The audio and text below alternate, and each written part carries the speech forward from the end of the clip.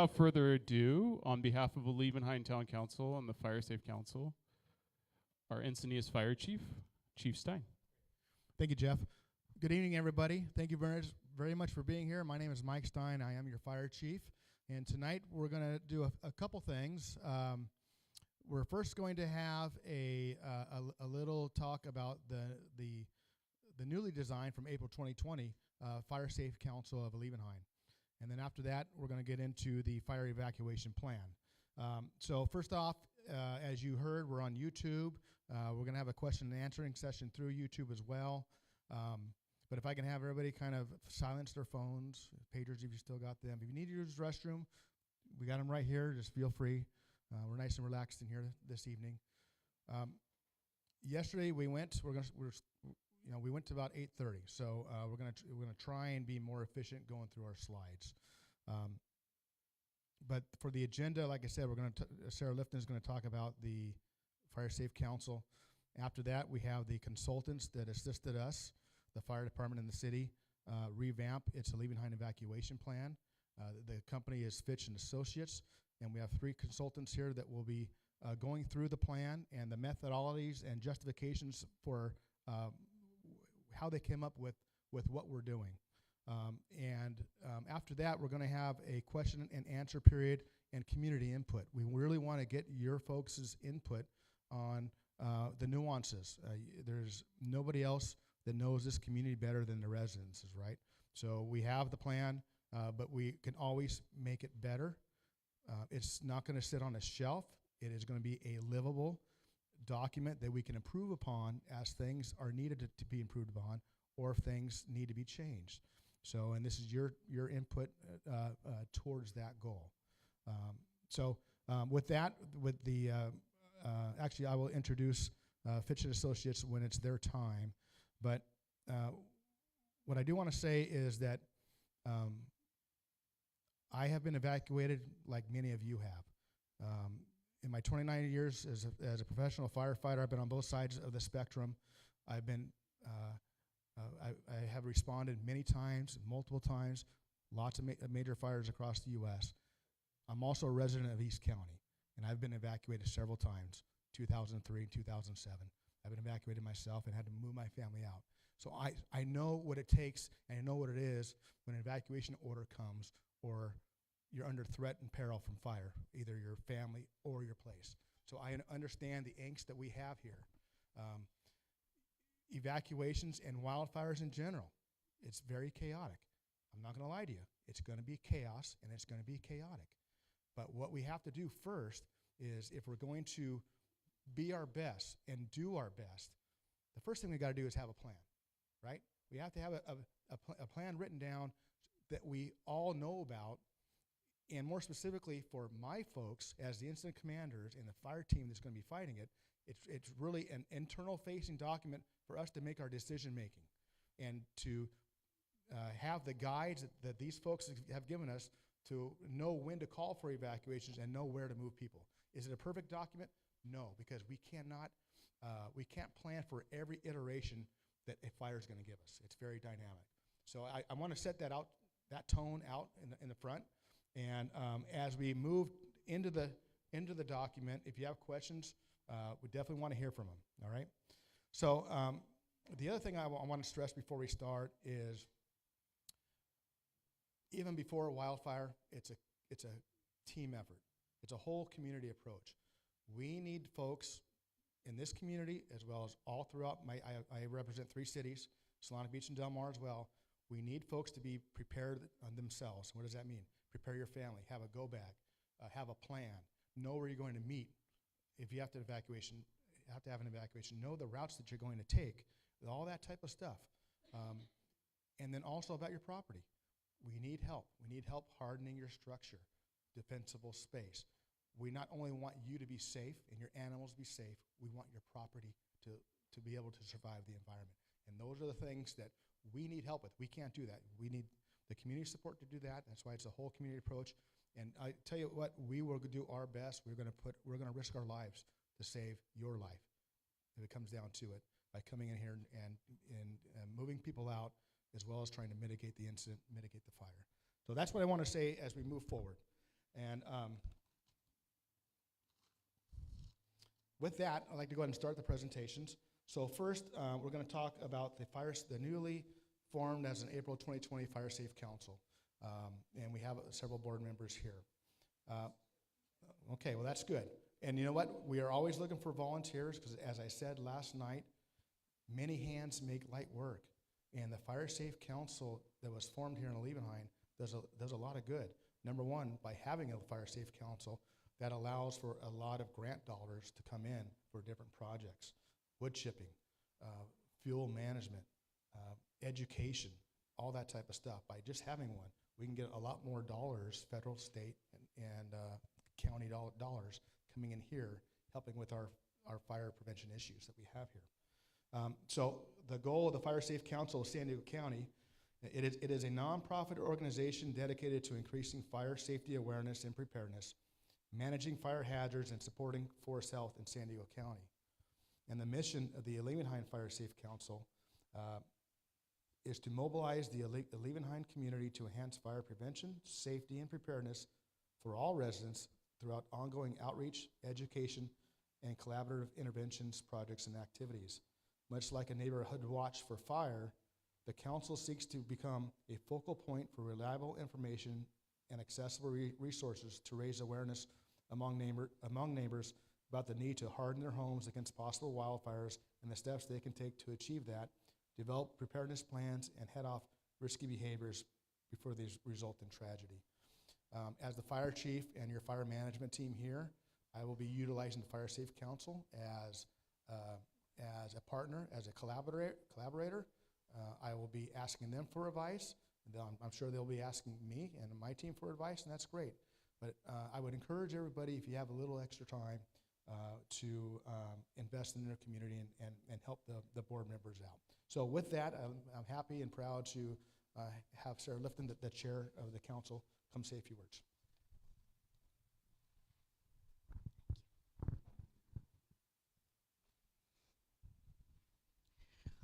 When I was in the 3rd grade, my elementary school in Pasadena was evacuated because of a wildfire.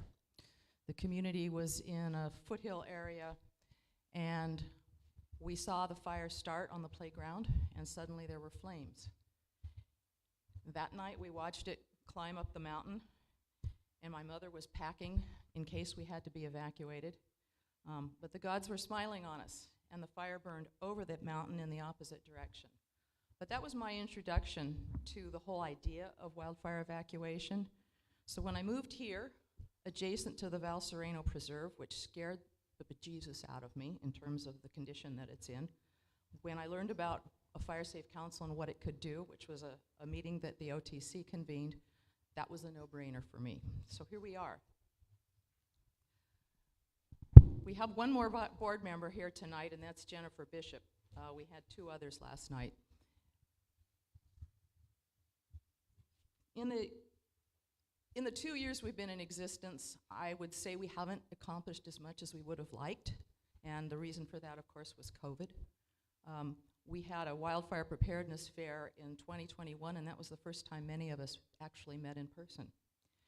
We had another one this last May, and since then we've also put out an evacuation brochure, which all of you should have received by now.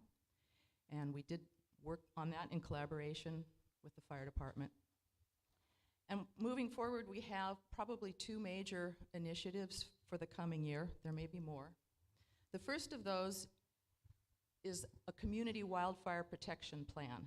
And that's something that is our charge as a Fire Safe Council. Kelly Gaffrey, who's one of the deputy fire marshals and who we work with, has told me that is our primary charge. And in order to do that, we need to engage the community. Because I live in the Val Sereno neighborhood, and I know what the issues are there, but I don't know what they are in the easternmost part of Olivenhain. I don't know what they are necessarily on Coal Ranch Road and many of the other areas. I haven't even heard of some of the communities that the names of which come up in conversations. So we're going to need to engage with as many people as possible, and whether we do that in a group meeting here and or on Zoom, or whether we do it in small groups, to be determined. But we're hoping to get started on that this summer. The other initiative is one we got a SAFE grant for. That's money from SDG&E. And we're going to be trying to create a pilot program for what are called neighborhood ambassadors. And think of them as precinct captains in a political campaign or neighborhood watch captains. We're looking for point people in neighborhoods where you know your neighbors, you know what the issues are in your neighborhood. You can be a point of contact between us and them because we can't possibly connect with everybody in all the neighborhoods. So if you haven't signed up for our email list, please do. There's a clipboard outside, and we'll be announcing more as we develop more plans. So thank you. And as Chief Stein says, we really, really need volunteers. We're going to need, once we get our 501c3, we're going to need someone who can help us with those filings for the IRS. We're going to need, well, it's on our list. I'm drawing a blank right now. But we have quite a few needs. And there are board positions available if you'd like to get more involved. Sir, how many meetings do you have a month? One meeting, the second Monday of the month via Zoom. So, and it's interesting because it was chosen because when we first were going to meet, we were going to meet here and in March of 2020, and then the lockdown happened. But that was, Monday nights were one of the few nights that were available here. So we've just kept the date. Anyway, that's it. If you are at all interested in learning more or getting involved, please come see me, especially with the CWPP. That's the Community Wildfire Protection Plan. Just so you know, the Kensington Fire Safe Council just got an $8,000 SAFE grant, and it's all for vegetation management. They're renting dumpsters. They do this typically once a year now. They're beefing up the number of times and the areas that they're serving with that, and people will bring basically brush, vegetation they've cleared from the canyons behind their homes. But I don't know what our need is for vegetation management. That's why we need a CWPP. I don't know what our need is for chipping. And once we have that information, it will be much easier to go after grants. So thank you. Thank you. Thank you, Sarah, and thank you for all that you do. I sure appreciate it. You know, I wanted to introduce my team here, just in case you had any questions for them at the end. If we get through the first presentation, the fire department will be doing a fire prevention presentation to take us to the 8 o'clock hour.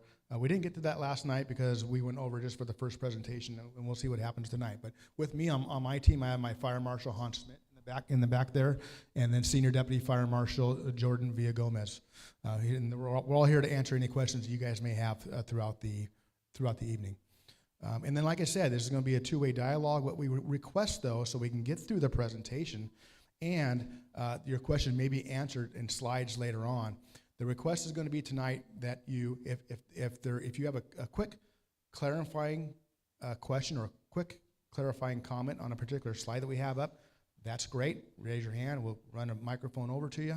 But if you could write your questions down and hold them to the end so we can have a good dialogue, that way we're able to get through everything tonight, and then we can have a question answer and a two-way communication about whatever it is that we need to talk about. Things came up last night, and we're already looking at doing some, a few changes in the plan as we speak. So we'll see what happens tonight. Okay, so I'm going to go ahead and introduce the consultants the primary consultants that worked on the plan. So first we have Ron Bravo right here. Give me a second here. Ron started his career with CAL FIRE in 1985. He rose through the ranks of engineer, captain, battalion chief, division chief, and interim unit chief. He has over 20 years of incident management team experience and holds qualifications in operations, logistics, plans, liaison, information officer, and a Type 1 incident commander. He was the incident commander of CAL FIRE Incident Management Team 5 until he retired in 2018. The CAL FIRE Incident Management Team is the team that comes in and manages these big conflagrations throughout the state, and he's in charge of that team when they go out. Next, we have Shane Lauderdale right here. He also started his career in 1985. The first 25 years in the city of Reading, where he worked as a firefighter, engineer, captain, battalion chief, and deputy chief. He also served as the operations chief and fire chief for the city of Chico after that. He has served on a CAL FIRE incident management team since 2001. As an operations section chief and branch director, he responded to many fires and other disasters in the state, including the Thomas Fire in 2017, the Oroville Dam incident, and the Camp Fire, which is the fire in Paradise, California in 2018, and the Butte Complex in 2020. And along with these two experts in fire operations, we also have our traffic engineer that worked on the plan. His name is Jaime Rodriguez.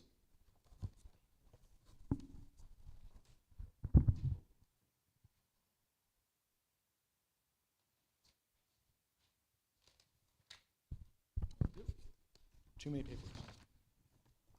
So Jaime is the founding principal of Traffic Patterns, a traffic engineering firm based in the San Francisco Bay Area, specializing in traffic management, traffic signals, intelligent transportation systems, and technology development. Jaime is also co-founder of Smart City Signals and SchoolRoutes.org.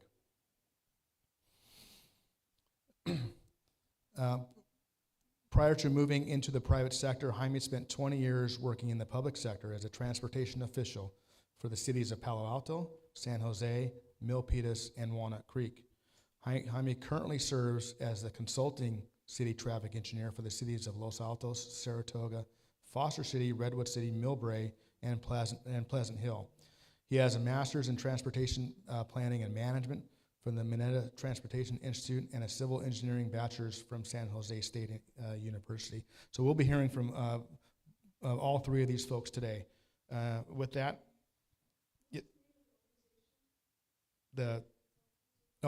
Fitch and Associates. Fitch and Associates, yeah. F-I-T-C-H. I'm not sure if it's on the screen or not, but F-I-T-C-H and Associates. All right, great. With that, I'm going to hand it over to Ron and Shane. Well, let's see. How's that? Perfect. Well, good afternoon, and first and foremost, I wanted to thank you all for coming out because this is a very good turnout. We appreciate that. One of the things I'd like to point out, the reason we chose this slide at the beginning, this is an evacuation and a repopulation meeting. It's on a significant incident back in 20 in Lake and Napa counties, and just to give you the idea and the complexity of an evacuation on a large scale, there's a lot of players that have to be engaged with, and that engagement starts well before the fire so that people know who's going to be there. Just for example, in this room alone, you have representatives from the power company, water, power, phone. Multiple counties are represented, and all the different sheriffs for those counties are all in that meeting. So it's an opportunity for folks to get together and make sure that, one, when it does happen, it's not a big chaos. Everybody understands their roles, and it happens everywhere up and down the state. And I wanted to commend the department for early engagements, updating their plans, reaching out, getting involved with the communities, not only here locally, but the surrounding departments and county. Okay, so most of you have been here a little while and lived in this community, but you can see that since 1964 to the present day, there's been quite a bit of change. It was primarily a very rural area, there wasn't a lot of population as it relates to plant species. There was a bunch of different types of agriculture that was here, but you didn't have the dense vegetation we see today. If this is your home, we apologize, but it was a very good example of what happens when you have change over time in building codes, and it also in fire defense and defensible space. You can see that this house has shake shingle roofs. It also has immense amount of vegetation in and around it. This was taken somewhat near where the previous picture was in 1964. You can follow the ridge line in the back and kind of see the similarities. For example, we're sitting right now, I'll see if the group of trees here to the left is this location right here from what I could tell when we looked it up on the historical data. So it's kind of interesting to look at the changes over time. We basically, when we were doing our evaluation, we looked at other reports. We took what the city had. We also looked what the county had. We took into consideration some of the work that's being done at the county level, especially with the sheriff's office, as well as what's happening here locally, to formulate some of our recommendations after we did our analysis. So Shane is going to go over a little bit about segment of what this whole plan is behind it. So as Ron, Chief Bravo said, thank you for the opportunity for us to come and speak to you and answer any of your questions. We appreciate the fact that the report may not be necessarily clear on some of the aspects that directly affect you. So we want to be able to answer any of those questions that you have tonight. But the one thing that we wanted to point out, and this is right out of page 2 of the report, and I'll just read you this paragraph. Evacuation planning is an ongoing process. The evacuation plan should be updated at regular intervals to ensure changes in the community, emerging or mitigated threats, and available resources are reflected in the document. And what this is an opportunity to continue that process. And so what we want to make sure you understand as we start to talk about the plan is that these plans are developed for your fire department as a guiding document. They are not something that you immediately say, if X happens, Y happens. They're, and we'll explain it in more detail as we go forward. But at the end of the day, they are a guiding document that the IC can take all of their experience and knowledge and put into it and hopefully make a better decision because they have the decision-making tool in front of them, okay? And so as we take your input, we'll continue to refine that document and make it even better. So some of the data and the information that we looked at is the historical fire information that's available. All the fires are stored, and we can pull up that data and look at when and where fires have been that historically happened or prone to happen, or where they went given the conditions and what the probability of another fire reaching this specific area in this community. If you want to stay there. So one of the things I want to point out with this fire history map, you have the Harmony Grove fire, which most of you recall because it impacted Olivenhain. You have the Witch Fire, which I heard about evacuations in 2007. I was a battalion chief at that time, and I brought engines from Reading here to fight that fire. We have the Cocoa Fire, which I was one of the operations chiefs on at that time. What you see that is unique is here is the coastline. You notice that every one of those fires stopped before it got to the coast? That's not the same situation when you have in Malibu, right? If you've watched those, they burn right down to the ocean. And what that tells you is you have a different topography and weather pattern than they have just, a few miles to the north of you. And when we start to build a plan, we take all of those things into consideration. I'm not going to stand here and tell you that there wouldn't be a condition that would cause the fire to burn all the way to the ocean.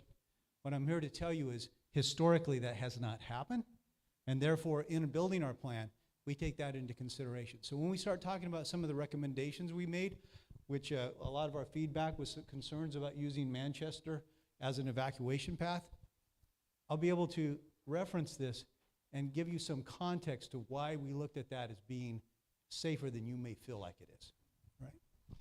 And just before we move on from that, some people are aware of what's called a pre-attack plan.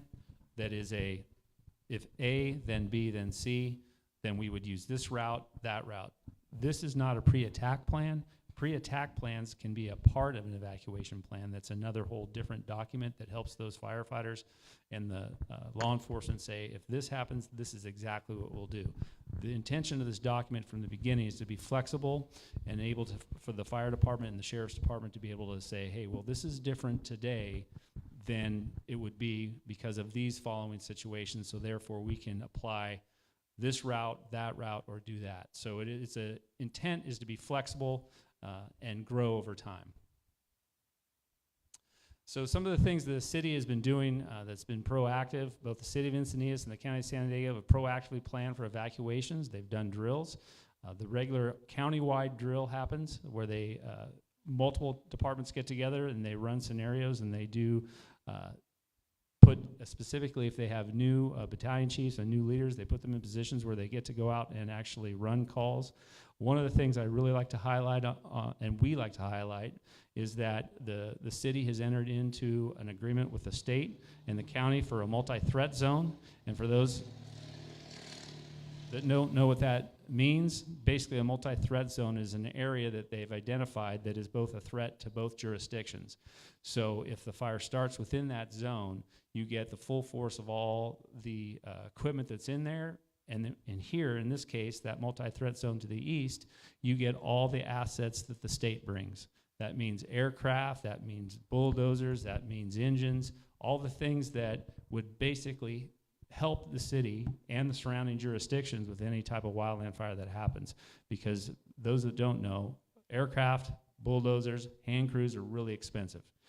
So that is a great asset that this community has been proactive and made that agreement happen so that you get those resources. The other aspect of that multi-threat zone, so one of the things that if you're a study of fires and tragedies, some of the issues that happen is the lack of communication or common frequencies. So a multi-threat zone lays out the fact that what frequencies they're going to be on if a fire happens. So in this case, if there's a fire in that zone, it switches over to the state frequencies. They start ordering the resources so those folks know exactly what's coming and they're on the common frequencies so there's no guessing. It's already pre-done. They can get in there and start work. So it's a great asset for the city and for the county so they get their resources when something happens. Instance Fire Department has fostered a positive relationship with the Sheriff's Department. And the sheriff was a representative that we engaged with. They already have a standard operating procedure within the city that if there's an incident of any magnitude, whether that's a wildland fire, structure fire of any type, or a flood, the highest ranking sheriff on duty knows to report to the incident command post. So when they make decisions, they're side by side. So it's good to see that that relationship has already been established. And to improve the fire response times, this is a big bonus for this community specifically, is the city has put an engine just up the street, established a station there. Now I'm trying to press the microphone to make it move. Okay, actions continue. They have adopted regular updates to the evacuation plan. That's why we're here. The county has identified the fairgrounds as a shelter, which is a little bit of distance for large animals, but they've already identified it. The city itself has a one-team approach, which includes the CERT members, and some of you may be CERT that are here tonight, as well as public works, lifeguards, and city staff to help in case of an evacuation.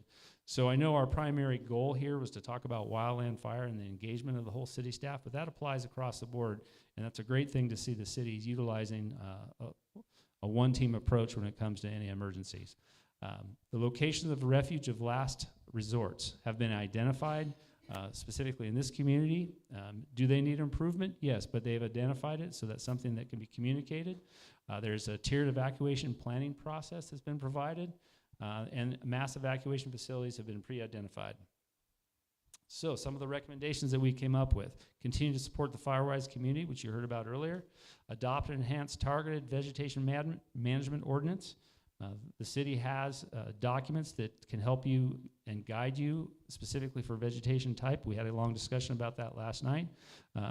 There's that. There's local nurseries, but always to think about adopting things in your yard for that home hardening that are going to be non-producers for fire or resistant to fire. You don't want something spread in a bunch of brands. Enhanced defensible space inspection programs is a recommendation we made. Ensure Encinitas planning standards are aligned with the Firewise community concept. Require new developments to design a wildfire mitigation plan and funding sources to support ongoing fuels management. At the city is already working on some of the recommendations that we have spread out through this presentation. Fire behavior. We basically started off with 5 offshores and 5 onshore assessments, and Chief Lauderdale will talk about that right now. So we didn't coordinate our dress tonight, so I thought I would wear a coat so we didn't look too much alike, and I can't handle it. So I'm gonna go with this. So a big part of what we were asked to do for the fire department was to look at, number one, the plan, but also look at how we got to the plan we had and what we could potentially do to enhance that guidance tool for the incident commanders that were out on the fire. And so one of the first things that I saw was a common challenge that I've observed in plans I've looked at. And I'll take you back to when the chief talked about some of the things that I've done. One of them was the Oroville Dam failure, I guess, and the resulting evacuation of 190,000 people. And so seeing the gridlock on the freeways from 190,000 people being evacuated, it doesn't take long to understand what the impacts are. Well, having been the fire chief in Chico, I knew what that plan was because we were downstream of anything that happened at Oroville Dam. And so understanding that plan had one outcome: complete release of all the water in the lake at one time. So that worst case scenario is what that evacuation was built on. And so that is one of the fail points in many of the plans I look at, is that they are only built for a worst case scenario. And fortunately, most of the incidents we have are somewhere on that continuum. They're not the worst case, they're somewhere in there. And so our starting point for the city, or for Olivenhain, was to look at 5 different scenarios for fire starts based upon different types of weather conditions. And we had a fire behavior analyst that has 40 years of experience and numerous certifications. So I want to just tell you, as we go into looking at this data, to give a fire behavior analyst report, you have to be certified in that, because it's like being a doctor that reads an x-ray. You and I can all read an x-ray, but you probably don't want to trust what I tell you it says, right? And it's the same thing with fire behavior analysts. I can run the reports through the models, but I can't interpret them because I don't have that training and expertise.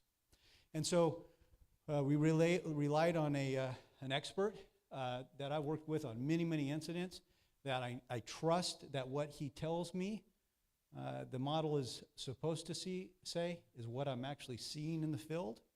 And he ran these models. So I'll look at those a little closer. But first thing I want you to understand about the models, there's some things about the wind speed, the fuels that we looked at, which he took.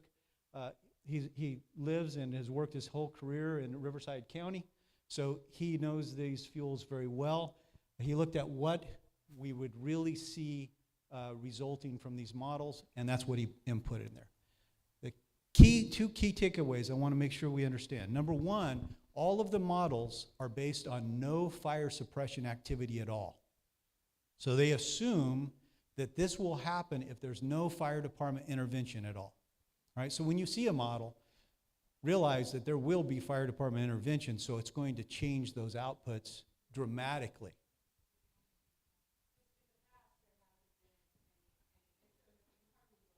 Right.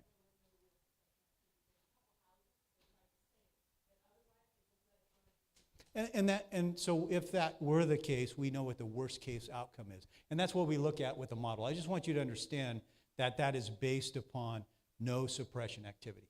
The second thing is the models have not yet been developed to be able to give you predictions in the urban interface.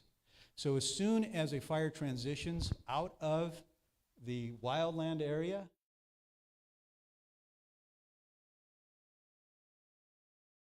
no longer apply. We don't have, there's so many variables that they still do not have accurate models for modeling that, okay? So those are 2 things I want to make sure you take away. So, and just before we move on, too, just remember, this is the decision support tool.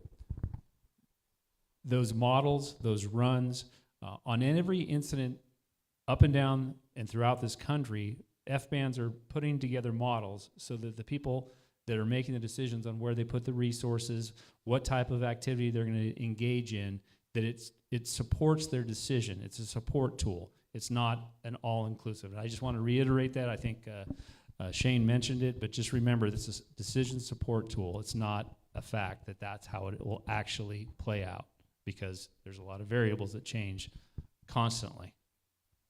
All right, so to give your incident commanders more make a good decision on, we looked at these 5 different onshore and 5 different offshore scenarios with different fire behavior inputs. So what you see here, the number 1 input is going to be your fuel. Well, I shouldn't say that. These 2 things go hand in hand, wind and fuel moisture. So to illustrate this the best, the 3% fuel moisture is going to be probably September or October after you've had sustained winds for some time that have lowered the fuel moistures, versus a fire that happens in June when your fuel moistures are very high and you still do not have the fire spread rates you would have later in the year. Does that make sense? All right, so we looked at an extreme. This would be the worst case Santa Ana wind, probably October, November in your area. A 3% fine dead fuel moisture, a 45-mile-an-hour sustained winds. You have gusts up to 90 is what the data is telling us.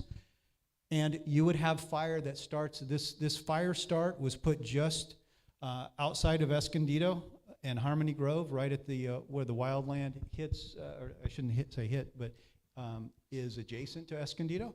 And that start impacts the top of Olivenhain in 4 hours and 47 minutes. And then on a very high fire zone day, that's 5% fuel moisture, 40-mile-an-hour wind speed, 4 hours and 48 minutes. And then on a high day, you notice it jumps all the way up to 8 hours. And then 5 hours and 24, and then 8 hours and 59 minutes. So like I talked about that continuum, what your fire department and your battalion chiefs will be able to do is on a continuous basis monitor what the winds are and what your fuel moistures are. That's something they can check every day very easily. And then if they get a fire start in Escondido or somewhere in that area, very quickly, part of their policy is to send a representative to get as much information about that fire as they can to be able to immediately determine, are we in an extreme day? That means we have to take X, Y, Z measures, or are we in a moderately low day where those measures are different? Okay, so that's one of the decision-making tools that we have provided in the plan. So, onshore wind. We looked at 5 different models with an onshore wind. So the factor that you can see is that fine dead fuel moistures are all 3. Why did we do that? Because if you've noticed, when you get off of this little rise in Olivenhain, all of a sudden your fuels change and the moisture, you can feel it, right? I could wear my coat when I left down there, and up here I can't. So your humidities completely change. Your fire environment in Olivenhain is completely different than it is just a few hundred feet below us. And because of that, we used all wind-driven fires at the lowest fuel moisture, worst case scenario. What all of these indicate is that if you have a fire that starts near your structures in the heavily wooded or heavily vegetated areas, you will have fire impact on your buildings within about an hour in all of the scenarios. Okay? So the good news about that is usually those onshore wind events are very short duration and they'll only impact a few houses. The bad news about that is that if that's in Val Sereno, you don't have a lot of evacuation options. All right? So your ICs, we gave them some tools to look at, but there's some real challenges to how to protect the people if you have a fire start there with that very rapid fire movement that the good news is won't be sustained for long. All right, so as we start to talk about the evacuation routes that we have looked at and recommended and some of the times that Jaime will go into in more detail, I just want to tell you what we do when we make decisions about how to evacuate a community. So as Chief Bravo showed you on the first slide, when we go to these large-scale incidents, one of the first things we do as operations chiefs is look at what the impacts are going to be in the next 72 hours. That's one of our first primary goals. Usually when I get there, I'll go fly the fire. As an example, on the Thomas Fire, I was given the Ojai branch. So as soon as I got there, I flew over Ojai. I got it up in the morning. When I say that, that was just 2 hours later, and went in and told the sheriff or the IC that he needs to let the sheriff know we need to evacuate Ojai. Sheriff said, I'm not evacuating Ojai. I said, well, get a plan to evacuate Ojai. And so that night, At 4 o'clock, the inversion lifted, and we evacuated Ojai all night long, and we burned Ojai became a donut in the middle of that fire. Burned all the way around the community. And so that's the thing that we do immediately, start to project what are the impacts going to be, how many people, and what are the routes going to be. All right, so this is what's counterintuitive. So for all of us that drive these roads every day, we do what's called cognitive mapping, right? So we have a certain way we'll drive home, and we never even remember that we did it. That's the cognitive mapping process. We came in objective. We don't live in the community. We don't drive these roads every day. We can just look at objectively, based on all kinds of other factors that we're going to share with you, what we would recommend is some other options. And we're not basing them just on the time data. So Jaime will show you how he came up with time travel data on the roadways. I'm going to tell you that just like the fire behavior models, are a tool we'll use to make a decision, but not necessarily the decision. The decision is not necessarily made based upon those models. And this is why. Number one thing that we're going to ask ourselves is reflex time. What is the reflex time from the time the fire is going to impact the community to being able to actually get officers, right? So we have to send CSO officers or someone into that community to do those evacuations and get them out safely. What's that reflex time? And what are the available routes that we can look at as part of that evacuation option? And then we're going to look at survivability in those areas. And what I want to talk about, and again, Jaime's going to highlight this, but what we're looking at is worst case scenario on these roadways. So we did several different travel route explorations, I'll call them, where I came on different days when we were looking at the community and drove your roads. Different times a day, 9 o'clock in the morning, 3 o'clock in the afternoon.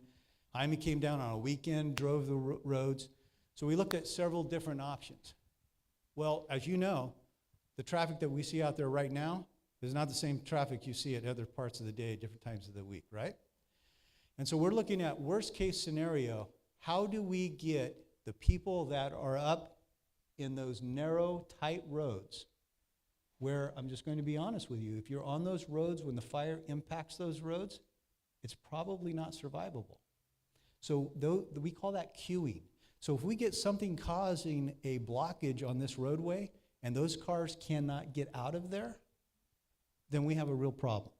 And so what we're looking at is how can we queue or remove the greatest number of vehicles to an area that is survivable in your vehicle in the greatest and shortest amount of time. That's what we're looking at. And so for us, often when we're sending fire engines into an area, that we're looking at how tall are the trees? Are trees going to come across and close the roadway? How close are houses to the roadway? Because that's going to generate a lot of heat. Do we have light flashy fuels in an area where, yeah, you're going to get hot, you're not going to like it at all. It's going to maybe melt the paint and some lights, but you're going to be okay. And we both melted lights and paints, and you get in trouble, but you're okay the next day.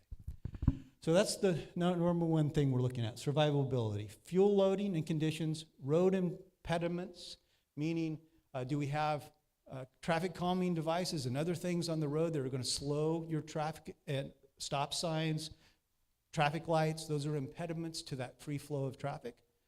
And available TRAs. And so the TRAs are temporary refuge areas. So where I'm going to just give you this introduction, as we look at Manchester, I know that's not a road you ever would entertain as one of your evacuation routes. But let me tell you what I see. I see a ability for people to go straight through with very few stop signs once you get past Encinitas Boulevard, straight down to the ocean. And worst case scenario, if you have a regional evacuation where I-5 is so impacted that it's crawling and no one is moving on I-5, you could walk to the ocean and be safe. All right? You see the fuels change. Okay? We hope that's not the case. I'm talking about worst case scenario. Now, are there other options and other available routes? Absolutely. And we're going to talk about and look at those more. The other thing about this area is I told you about the fire behavior changing and how the fire history map shows that none of those fires have ever made it all the way down there. They stop, for the most part, when they hit the humidities and change in fuel moistures in the coastal belt. And so that gives us an opportunity. The other big thing is urban development. When most of our fires hit urban development, even though they might burn a few buildings down like they did in Santa Rosa on the outskirt, we're able to get our apparatus, firefighters into those areas, and they have built out fire hydrants and all the other fire protection. So that's usually where we know we can stop the forward progress of the fire. So we'll start offensive fire operations in those areas. Third, and in Paradise and many of those other fires that were catastrophic, we have buildings that are equipped with fire protection systems that we could actually shelter people inside of while the fire front passes. And then after that happens, get them on buses or whatever we need to do to get them out of the community. So that's what we're looking at, and we'll turn it over to Jaime to tell you about how he works his magic. Thank you, Shane. Again, my name is Jaime Rodriguez. I'm with a company called Traffic Patterns, and we were part of the team that did the traffic analysis for the Olivenhain evacuation route planning. So we focused on a couple of areas as part of our evaluation. That included, one, just trying to figure out what happens within your community on a normal day-to-day basis. I came out on a weekend. Shane and his team supported us by being here through a weekday operations and just different times of the day. We just said, okay, if I start here, how long does it take me to get from point A to point B? We went far east, down past Olivenhain. We went north, west, and east. We figured what's the time it takes just to travel through the community, and how does that create impacts when you're now having to add in a major evacuation scenario. So the next thing we did was we said, okay, let's look at, can I get to the next slide really quick? Whoever's got the clicker. I want to highlight a couple of things that are on the maps that may not just necessarily jump out to you, because this is where I think most people focus on the evacuation route, and that we've heard it regularly that, hey, you guys got it all wrong. We're never going to evacuate, down Manchester. And again, this scenario is meant to advise the incident management team that's trying to figure out what do they recommend to you as residents in a worst case scenario type of an event. And so one of the things that we focused on was, okay, well, if we can't push people to the north, which was, again, where you would normally want to go, what happens when you're told to push east, and what does that mean? So what we did, you see a bunch of these gray lines kind of bounding different areas within Olivenhain. We went down to the granular level using aerial topography to figure out how many homes are in each of these areas, because these are isolated areas that don't connect. Neighborhood streets don't connect to another one, so they're little island pockets that everybody has to tee onto to a collector street, which eventually tee onto arterial streets that evacuate your community. And so we used that information to figure out for every household, what's the typical average number of vehicles that a household is going to try and take out of their property. That could be just a family, it could be a trailer truck where you're taking animals, horses or other type animals with you. And we made an assumption of every household is going to probably try and take an average of 1.5 vehicles. You may only be in your household in one car, but somebody else might be trying to take 3 vehicles.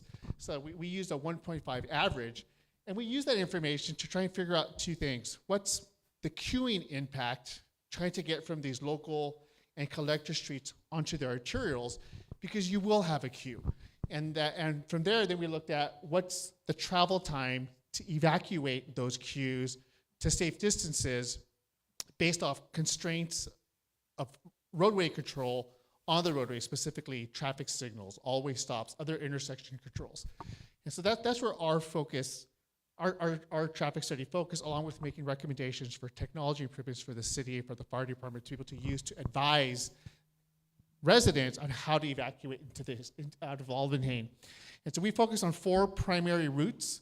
I think the area that gets the most discussion is the Manchester route, which is about a 4-hour total travel time, compared to the Manchester route, which is about a little over 3 hours. But again, this specific scenario was you can't turn right, you're forced to go left. And what does that look like? And so in an actual incident, you're going to be guided based off of the information that the incident management team has available to them. You're going to have people likely at stations routing you specific ways.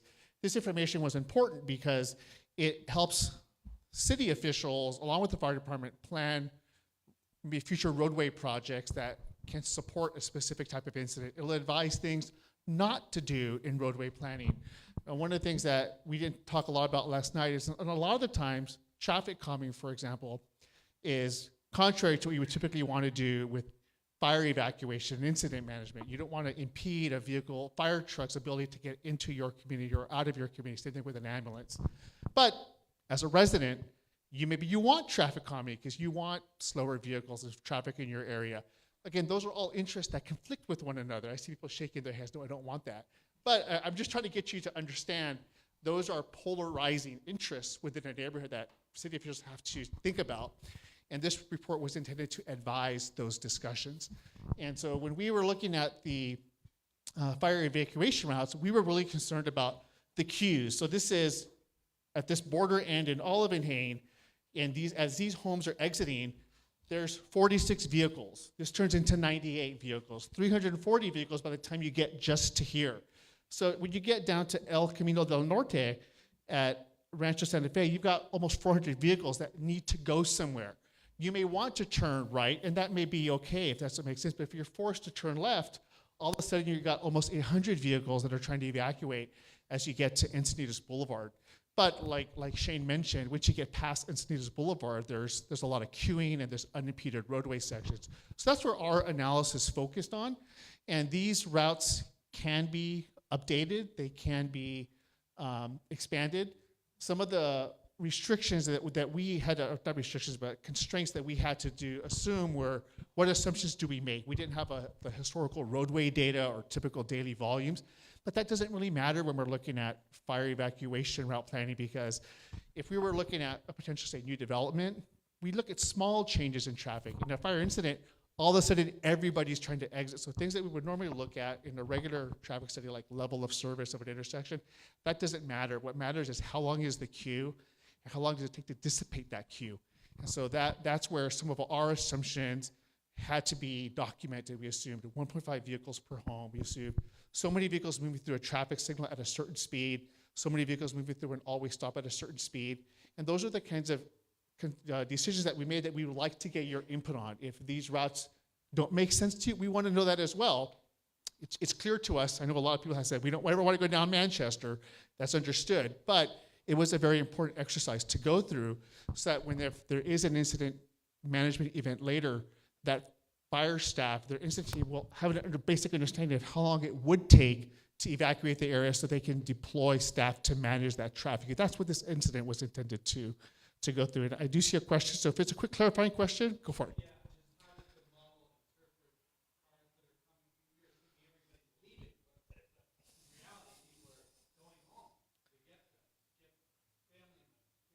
Sure. So I'll repeat the question. So the question was, how does the model take into account the people that are trying to come back into the neighborhood to, say, get their animals, to get the rest of their family, and well, because the numbers here are focusing on the vehicles trying to exit. So one of the things that we did in the models, we assumed we're going to keep open the existing roadway operations that exist today. So if you go down Rancho Santa Fe where it turns into 4 lanes, that's going to remain a 4-lane configuration with 2 exiting and 2 coming back in. Now that's a really important question, because when you look at other fire events that have happened, and we study those with the work that we do, I'll use the Paradise example. People were using a 2-lane roadway as a one-way exit route, right? That's going to happen. You're in your vehicle. There's a lot of fear and emotions with you, just you wanting to leave and protect your family, protect your animals. That's where the model breakdown, can begin to happen. I will be honest with that. But that's why the model works the way that we did, because we kept that higher constraint. We didn't add an extra lane of traffic, for example, for that egress. And so these numbers are in the worst case scenario under the existing constraints today. One of the things that we added into the model that I want to get out, because there's a lot of questions about this last night, where we were asked, what about people that are evacuating from the east? because we didn't have that, we assumed what we called a friction factor. That friction factor tried to account for the volume of traffic that's coming from other parts of the communities east of you. So we slowed down the time to move through control intersections. We added extra volume through friction assumptions, and then we made assumptions on vehicle counts based off of the number of households that we could actually count. So you can definitely granularize and refine the model even more to calculate out different routes, and that's something that we're open to doing later if we need to. Great, thank you, Jaime. And I just wanted to make a quick clarifying point in terms of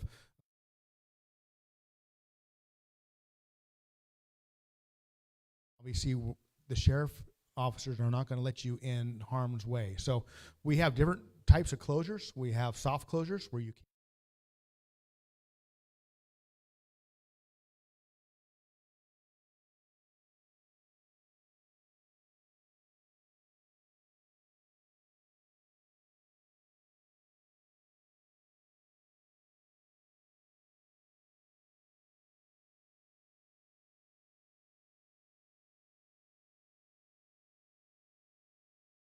But if you have a question, go ahead.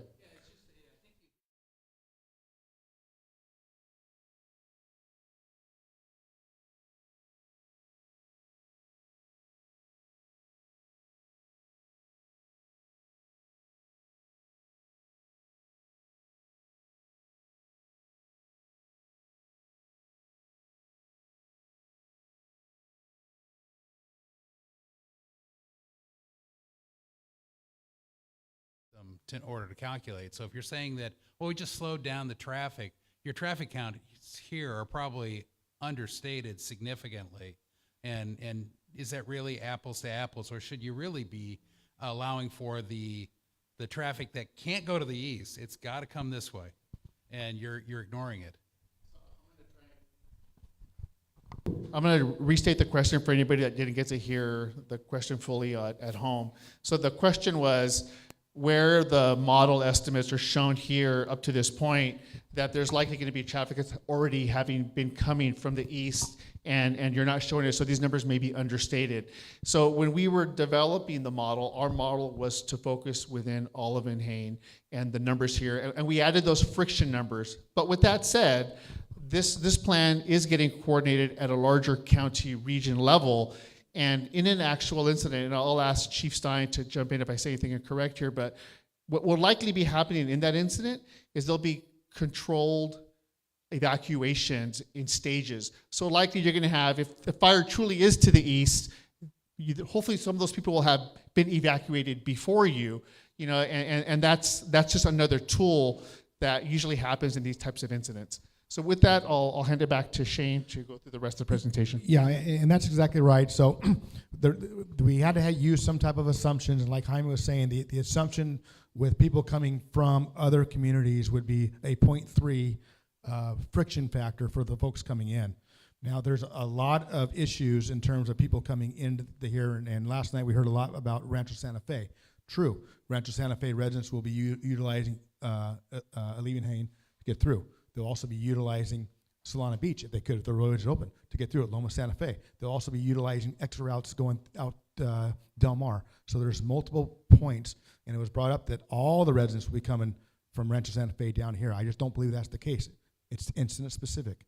There may be roadways that aren't open, but there are other ways out as well.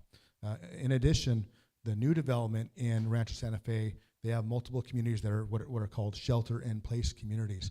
Now, shelter-in-place is not the primary thing that you want to do, but they have shelter-in-place communities that is able to withstand fires, just the way that the building construction and vegetation management is done.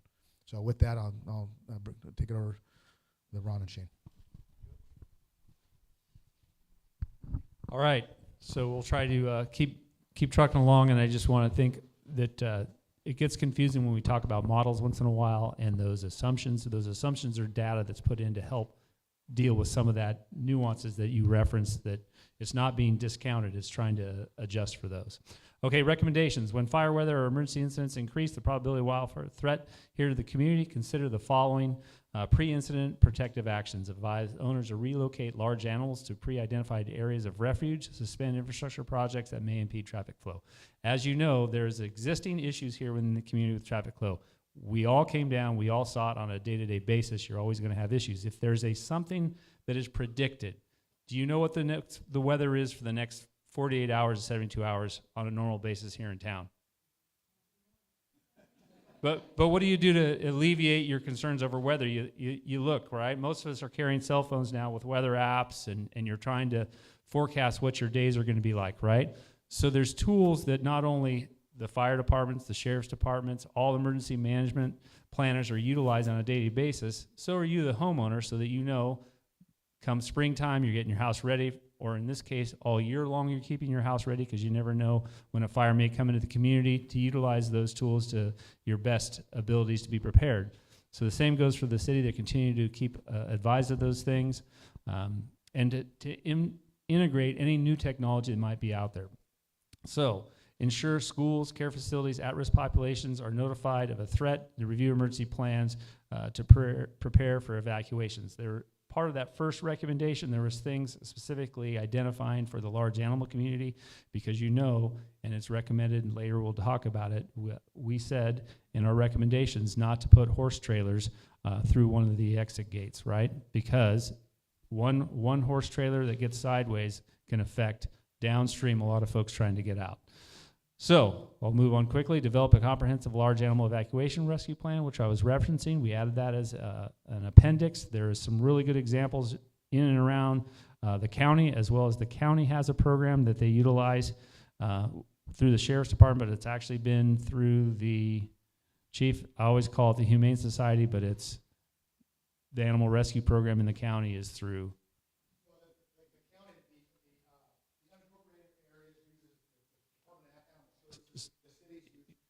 Humane Society. I always get those two back screwed up in my mind. I apologize. Yes, and they'll always come together.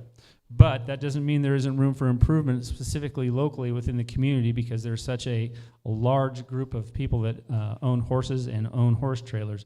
But one of the benefits of a organized program is that they go through standardized training, have standardized safety equipment, and so that the fire department, or let's say it's a very large scale incident and incident management teams here, they know that these people are trained, they can utilize them to go get those horses. So in your scenario, if there's somebody that needs to go in, it's not just somebody randomly going in there. They're trained, they have the resources, and then they can be accounted for. Okay, improve secondary egress options to the north and east, including Canyon Del Oro Road and the proposed emergency exit at the end of Boomin Road. These are things the city's already proactively looking at and trying to accomplish, and then we continue to recommend evaluating other areas to do the same thing. Mark the wildfire evacuation routes with fixed and visible signage. Years ago, they started with that process, but over time, some things get destroyed, people knock them down. Continue to support that program. Restrict traffic calming measures on the roadways used as evacuation routes. I think you had a good discussion by Jaime on what are some of the complications with those. Some are better than others. Make Rancho Santa Fe Road improvements to reduce overall travel time. Identify Mira Costa College as a potential assembly point and reunification location. With that being said, there's also things that here in the community you guys could do to identify, if you had an option to identify a location that you all agreed on and had a cooperative approach on for large animals as a temporary refuge area as well. Sure, clarifying question?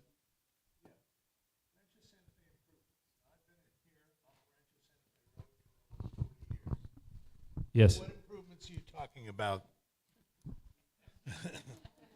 Well, there's a whole host of them, so let's we'll start on a couple small ones. Here you go. Can we come back to that? Yeah, thank you. I think that's another couple-hour presentation, but we'll try to answer a couple of them. Okay, so one of the things that we proposed and then the city adopted is basically to look at Olivenhain and then break it up into zones. And what a zone is identified as a certain number of population and a potential group of people that could then be identified so they know what zone they're in. So if there's a specific fire and we need to move only, let's say, zones 1 and 2, we can start in an order, not the whole community. So the zone approach, we've had lots of discussions about what the zone approach is, does it work, and I'll reference back to how we started this whole presentation. For the last 20 years, we've been using zones, whether they existed already or we made them on the fly, to try to make the evacuation and repopulation process work efficiently.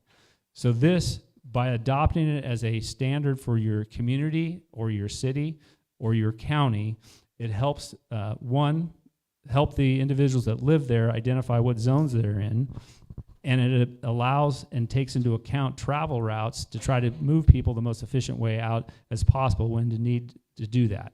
And it also helps in clarifications. I'll quickly just talk about, today there was a fire up in Santa Clara County.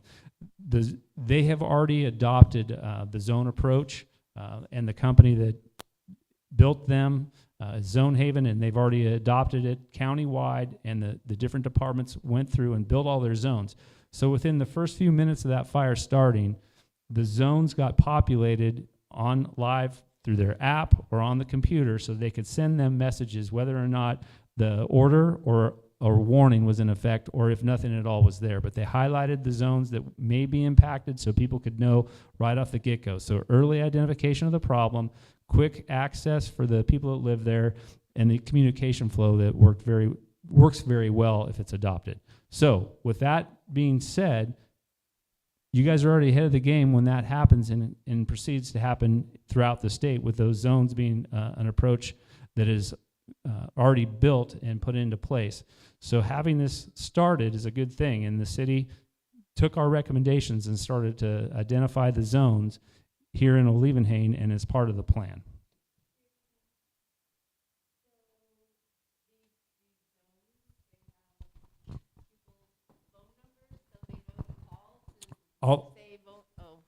So what I'll do is, when we get to the question and answer period about what a zone is and Zone Haven, at this point, this zone doesn't have your particular address. It had your address count for how many people lived in the community per address, and identified, for example, there's 456 addresses in Zone 1 with a rough population of about 1,237 people. So in the future, pardon? Well, that's the general consensus, and I can't remember exactly how we got the number data. I'll back up. It had to do with the updated census for certain areas. So is it accurate is it exactly 1,237 people? No, because there's a lot of transient population. When I say transient, not homeless, people working in the community. We talked about that as well. But this is a starting point for building the zone.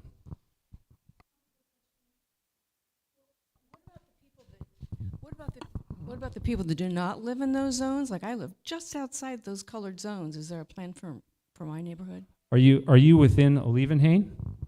I'm just outside of Olivenhain. So you're not within the city or within an adjacent community? Encinitas Boulevard and Willow Spring. So I'm just like a couple blocks up the road, but I'm not directly in your zones that you have colored. So I'll tell you this. At this point, we helped develop the zone process for Olivenhain specifically. Is that going to change over time, and what other zones the city wants to pursue? That's going to be up to the chief and what happens. But for this particular plan, it did not include necessarily the communities outside. It did when we did the traffic analysis. It looked at where some of the people are, but within these zones, it's not specific to that right now. Does that answer your question? It does, thank you. Okay. It scares me too. Well, it should be a good thing, because this is a start, right? This is an update to this evacuation plan for Olivenhain. So this is where this plan is for this community today, right? It's flexible. It can be changed. It can be added to, but it's to capture what we have in this current time.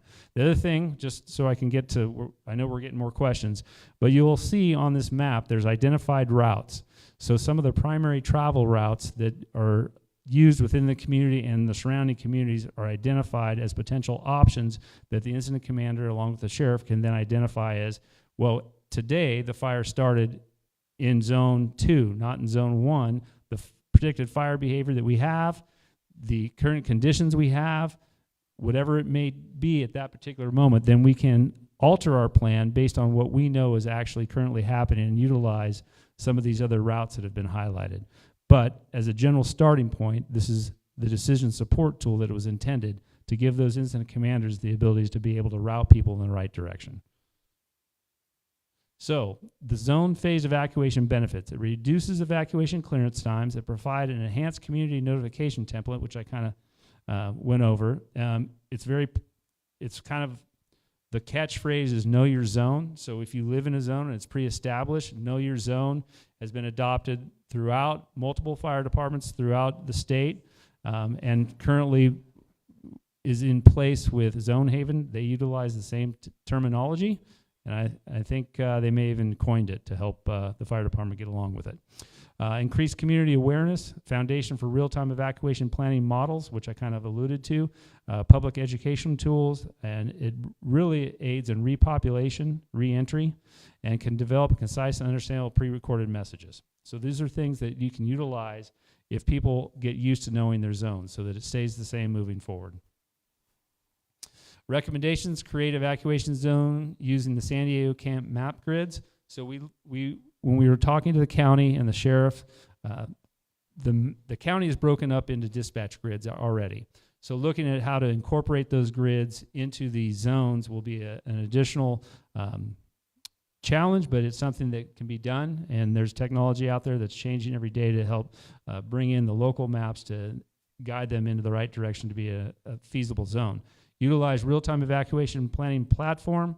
So this was not an ad for Zone Haven. We just had that experience with them and utilized their tools, and we've used it on the fly on incidents. They did it in Santa Cruz 2 years ago, and they continue to do it today. What I can tell you, on a county-wide level, there's been some movement.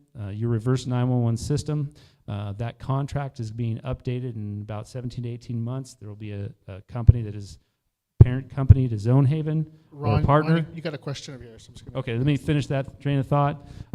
So that county-wide, they're going to be starting to develop those platforms to be able to integrate. Thankfully, here, they've already started that process, so they'll be able to glide in and absorb or be absorbed into that planning process relatively easily and quickly.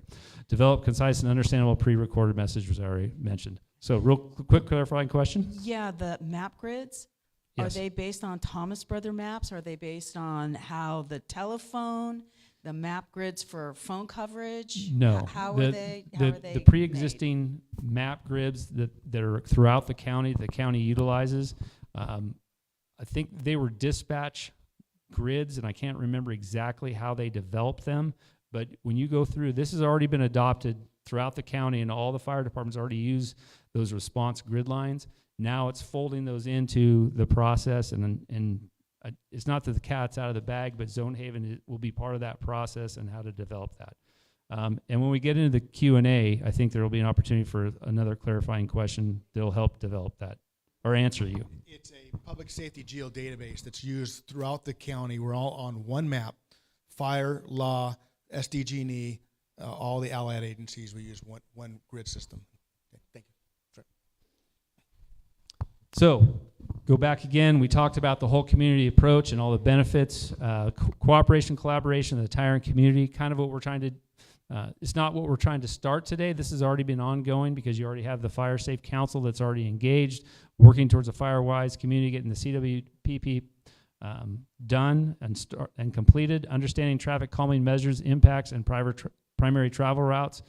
You heard a little bit about it, but really when those things come up, it has to have a sound discussion about really what are those impacts on not only slowing traffic, but impeding traffic flows for other emergencies. Support and enhance fire regulations and abatement programs. Those are things that are continually evolving, and I know that the city has their not ordinance, but their plant guides. Believe me, one thing we all get in the habit of when we plant flowers and trees around our homes, sometimes we're not always thinking about fire safety. And a lot of what we plant tends to be very combustible. So really contact the planning department or the fire staff that are here in the back to get the planning guide, so you're ensure that you're incorporating that into your design, especially in the drought considerations that we have. Annual community evacuation drills. They continually happen, and the more that the zone concept gets developed throughout multiple communities, the more important it is to continue to evaluate and do those drills in real time. Continue to focus on public education, all strategies for increasing community awareness and participation. And then lastly, regardless of the evacuation clearance time estimates provided by the traffic engineer or the FBAN analysis, experience indicates pre-incident proactive actions are required. So this whole process about us engaging with you, having a conversation, ongoing training, ongoing question and answer periods with your fire staff, with your law enforcement, specifically the sheriff, knowing what's expected and what can happen is a key component. And what Chief Lauderdale talked about at the beginning, right? The pre-identification of issues, understanding. One of the things that we didn't talk about, but during any evacuation, people will self-evacuate long before they ever get told to evacuate. Some may never evacuate, but when we talk about roadways being clogged or access routes that are going to be impacted, those are going to be impacted by people that choose to leave before an event, even if they're not even under a warning. If there's a fire coming from the east, there's a good probability a lot of people will self-evacuate, and that'll impede the roadways. So those are some of the other factors that were played into some of our decisions to put the information in the plan so that the incident commanders have a flexible tool that helps them make a sound decision. Continuing on, conclusion, Encinitas is in cooperation with San Diego County, has developed a detailed plan for evacuating this community. By adopting a zone phase evacuation strategy, utilizing the decision guidance tool provided, embrace the whole community approach. We've reiterated that multiple times. Early plan initiation of a fire threat from offshore wind event is validated. It is likely that all residents can be evacuated out of the area of immediate fire impact. If it's organized and done in an appropriate manner, we can get the people that are going to be impacted first out first, and then gradually get them out of the harm's way. So as long as there's early notifications, that's some of the benefit of having the sheriff as the primary law enforcement for the city of Encinitas. The reflex time of having that communication is down to almost zero. Incident commanders must use available decision guidance tools, experience, and training to determine which portions of the community can be evacuated and if others must be sheltered in place.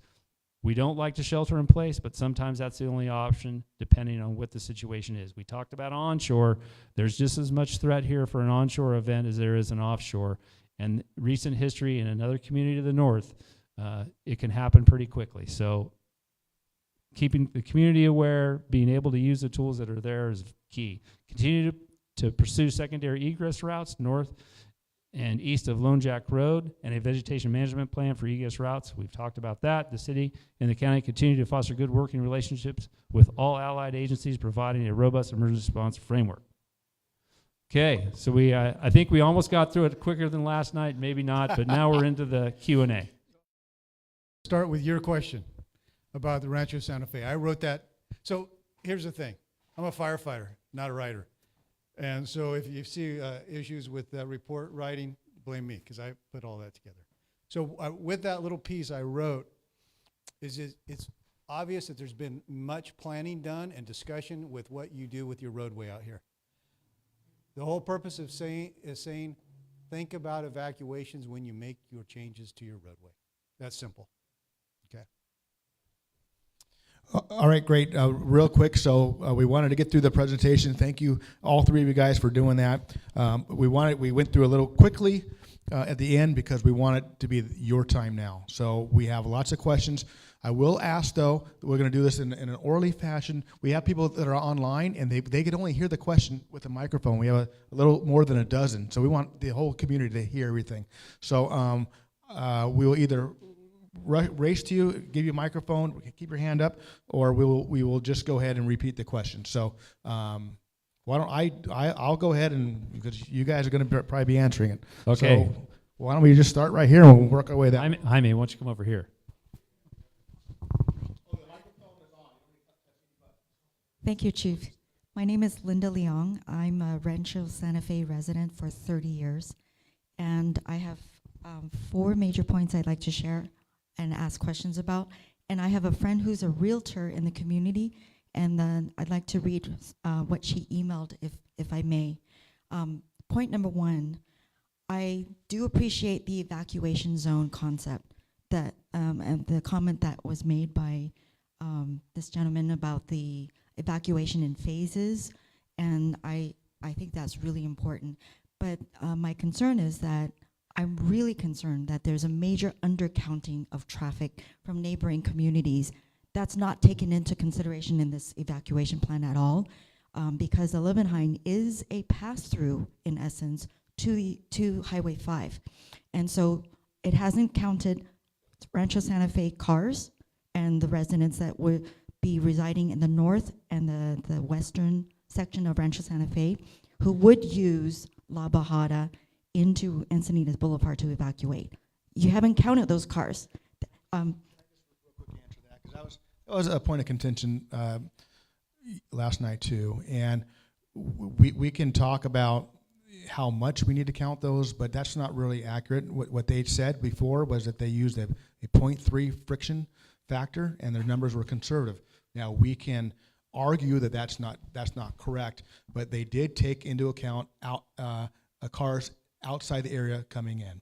So I just want to let you know that. But I mean, we can disagree on the numbers, but there was a certain scope of this project, and if we want to bring in either Fitch or another consultant, and City of Encinitas pays for all the cars, even towards Escondido, that may or may not use our roads, depending on the fire, we can do that. But that wasn't the scope of this project.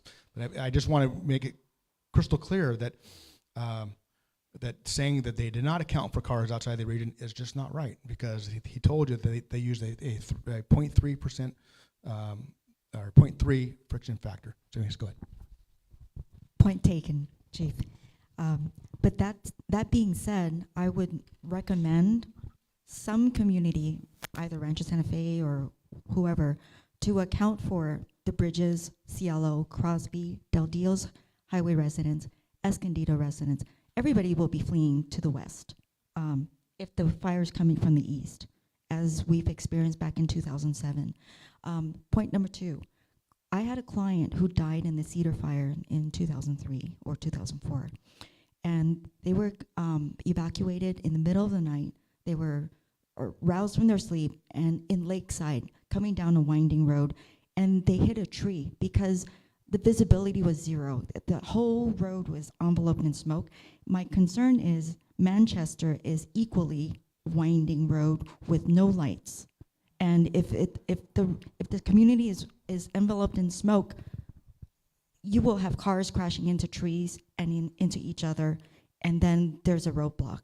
So, yeah. So my question is, can the fire chief or the incident commander press the red button and then time the traffic lights on Encinitas Boulevard in phases so that all the lights are green, just like a fire truck passing through, the lights will turn green for like 1,000 cars or 500 cars, and then stop to let the arterial cars come in to the main road. Use that as a straightaway, because it's easier to drive straight when you have no visibility than it is to drive on a winding road and then smash into, and then you plug the cars. When one car accident will happen, then all the other cars will be plugged and they'll be stuck.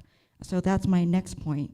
And then my last point is, there's a company that I've been researching called Everbridge. No, I don't work for them and I'm not promoting them, but I do know that they provide mass text notification to provide instructions. So let's say my phone gets logged into some computer, and everybody knows I live on X Street and Y Street, and so I will get instructions on text to turn right or turn left in an evacuation, and what time do I get to go. I get a block of 1 hour or 45 minutes to evacuate. When it's my turn, I get a text notification to do X, Y, and Z, or to go in whatever direction I'm told to go. So is there that plan in place to give every cell phone holder instructions? So if I can answer the first question about Manchester. I am not here to tell you that Manchester is your only option and the best option at every time. That it is a opportunity for your incident commanders to look at what are the impacts at the given moment and what is the best option at that moment. I absolutely would never want someone to go into an area with zero visibility. I've been in that situation. It's not fun. So that wasn't the intent. The intent is that we are evacuating people long before there's an impact, and that we're able to get the queues out of those communities at a much faster rate. If that's not the right option, the incident commander will select the best option. There won't be a lot of good options, but the best option at the moment, and it may include all those things you talked about.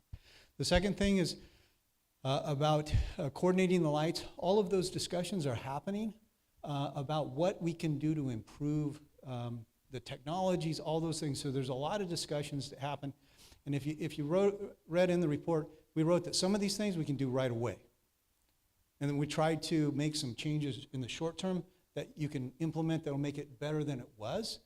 But we know there's a lot of improvements that can be made, and those discussions are happening ongoing. And we had many of them last night and today. So, and then Everbridge, you have San Diego Alert, and it has all of those capabilities. It uses maybe different underlying technologies, but you have those abilities, and they're already able to put out those messages. Chief? I'll touch on the emergency mass notification systems we hear in the county. We have two redundant systems. We have SD Alert, San Diego Alert, and that is where you have to, it hits every landline in whatever jurisdiction you're in, but you have to register your cell phone to get notifications on your cell phone, and you can do that at readysandiego.org, correct? Readysandiego.org, you can register your cell phone. The other thing we have is called WEA, Wireless Emergency Alert. That, whatever area that is chosen, any cell phone in that area will be pinged with emergency notification information. It doesn't matter. You can have family members here from Boston, and if their cell phone is here in this area and this area is selected to have a WEA announcement, they will get it on their phones. So we do have, and that's through the county, and that's the emergency mass notification system. On top of that, we'll have sheriffs using bullhorns going door to door, and we have a county radio networks and everything else, news networks that will, 211 will also be broadcasting information. So no, we do not have Everbridge here, but we do have other systems for mass notification. Okay, thank you. I'm going to walk this way, and then I'm going to move over to the front. Oh, go ahead. Okay. Okay. I got a couple of questions. I saw the propagation time where it said 4 and change hours in the worst case coming from Harmony Grove. You talked about the traffic count, but I didn't see the evacuation time, and one would hope that evacuation time was less than propagation time. Was there modeling done that showed as the fire front propagates that given the traffic count and the conservative numbers you chose, there was margin that says the cars will get out? Because I believe you said that if cars got caught on some of the back lanes of Olivenhain, it was not survivable. I mean, that's pretty strong statement. So what is the relationship between evacuation time and propagation time? Then I got one more. So first of all, the kind of modeling we did, we showed, right? And I really want to highlight, it was in black and white, and I said in the beginning, these are not, I wish, I look at your writing, and there's some engineering in your background, right? Yeah. And I wish that the business we were in were that way, but it is a subjective business. And I talked about this a lot last night. I love modeling. The fire behavior people, and when we go to these large incidents, we have an entire team of experts, weather people, and other people. I use their information this much. This is what I make most of my decisions on large-scale incidents. And it's because there's so many variables that none of the models available at this point truly give you what you wish you could have at the other end. And we can't give that, in the engineering world, we have a margin of error that we're able to add in those things. I can't give you that. I can tell you, it's going to be close. And what that means is that the chief and his staff are going to have to be, and they are, vigilant about as soon as there's a fire start, what are the guidance models helping us determine, and when do we pull that trigger, how deep do we go, and how fast do we do it? So I think your question both of that data we looked at when we were building the plan. It wasn't like, well, that's going to take 5 hours, that's going to take 6 hours, and they never meshed. We looked at how that played out. Remember, like Chief Lauderdale was saying, it's a decision support tool. And I think he said it, the human factor engaged in a portion of this can really throw off all the models. So it's hard because it's not black and white. And we joked about wearing black and white at the beginning because this business is not black and white. And I just wanted to also directly answer the question. So the numbers that we provided in the travel time estimates, those actually are cumulative. I'm not sure if you caught that. So when we were adding in traffic coming in from one collector street, onto an arterial, the delay that is affected from each branch is cumulative in those travel time estimates. So that was how we tried to account for the buildup, the propagation of more and more traffic hitting those arterials. Those are the numbers that we put into the model. And what was the ultimate? What was the ultimate? How long will it take for somebody on Lone Jack to make it out of the fire front danger zone? And is that less than the time it'll take the fire to get here under a reasonably possible worst case? We can definitely pull up that slide again because it does have the cumulative numbers if you're interested in seeing it. Yeah. So, well, the 5 to 6 hours was the overall time frame for potential. So so the answer to your question is going to be based on where the house is and which evacuation route is used. So Lone Jack, you're using that example, that timeline is going through the double L gate. That time is 1.9 hours. So it depends on which route. And all of those routes resulted in, if the evacuation warning is given early and and people are following the direction immediately and have pre-planned. So Chief Bravo spoke to this a little bit, but I want to really put a fine point on this, and it was a huge point in the report, is that the number one threat you have for that extreme fire behavior is on what kind of days? Santa Ana wind days. Is it a surprise that you're going to have those? No. You know at least 48, usually 72 hours ahead of time. That is the time in your community that you have to be proactive. Get your go bags ready. Get your animals in a TRA already, so you're not dealing with them if there's an evacuation. Already have those plans in place. And if those things happen, your timelines, they're close, but you're going to be able to get to a safe area, I believe, in the time required. And that's what I wanted to hear. I hadn't heard the conclusion. Yeah. You need to get all the way to the end and say, you believe this is sufficient to model the trigger time that we would be safe. I believe that if everyone does their part. Yes. All right, we're going to go over here, and we're going to stay here until every question's answered. So I'm going to move forward. So right here. I'll do it. Well, I think that Bruce's points really underscore the importance of the models and making sure those numbers are correct. And so if we're saying that there's only a 0.3 friction or whatever coming in from other communities, isn't that an incredibly important piece of information to know so we can do long-range planning in this community to clear up any of those impediments, right? So instead of relying on assumptions, why? I guess first question is why didn't we drill down and get concrete with the numbers of people that we expect coming from Harmony Grove, Elfin Forest, Rancho Santa Fe, Escondido, San Elijo Hills? Coming through us, because I don't think 0.3 is at all realistic given my observations of those traffic patterns. I guess that's point number one.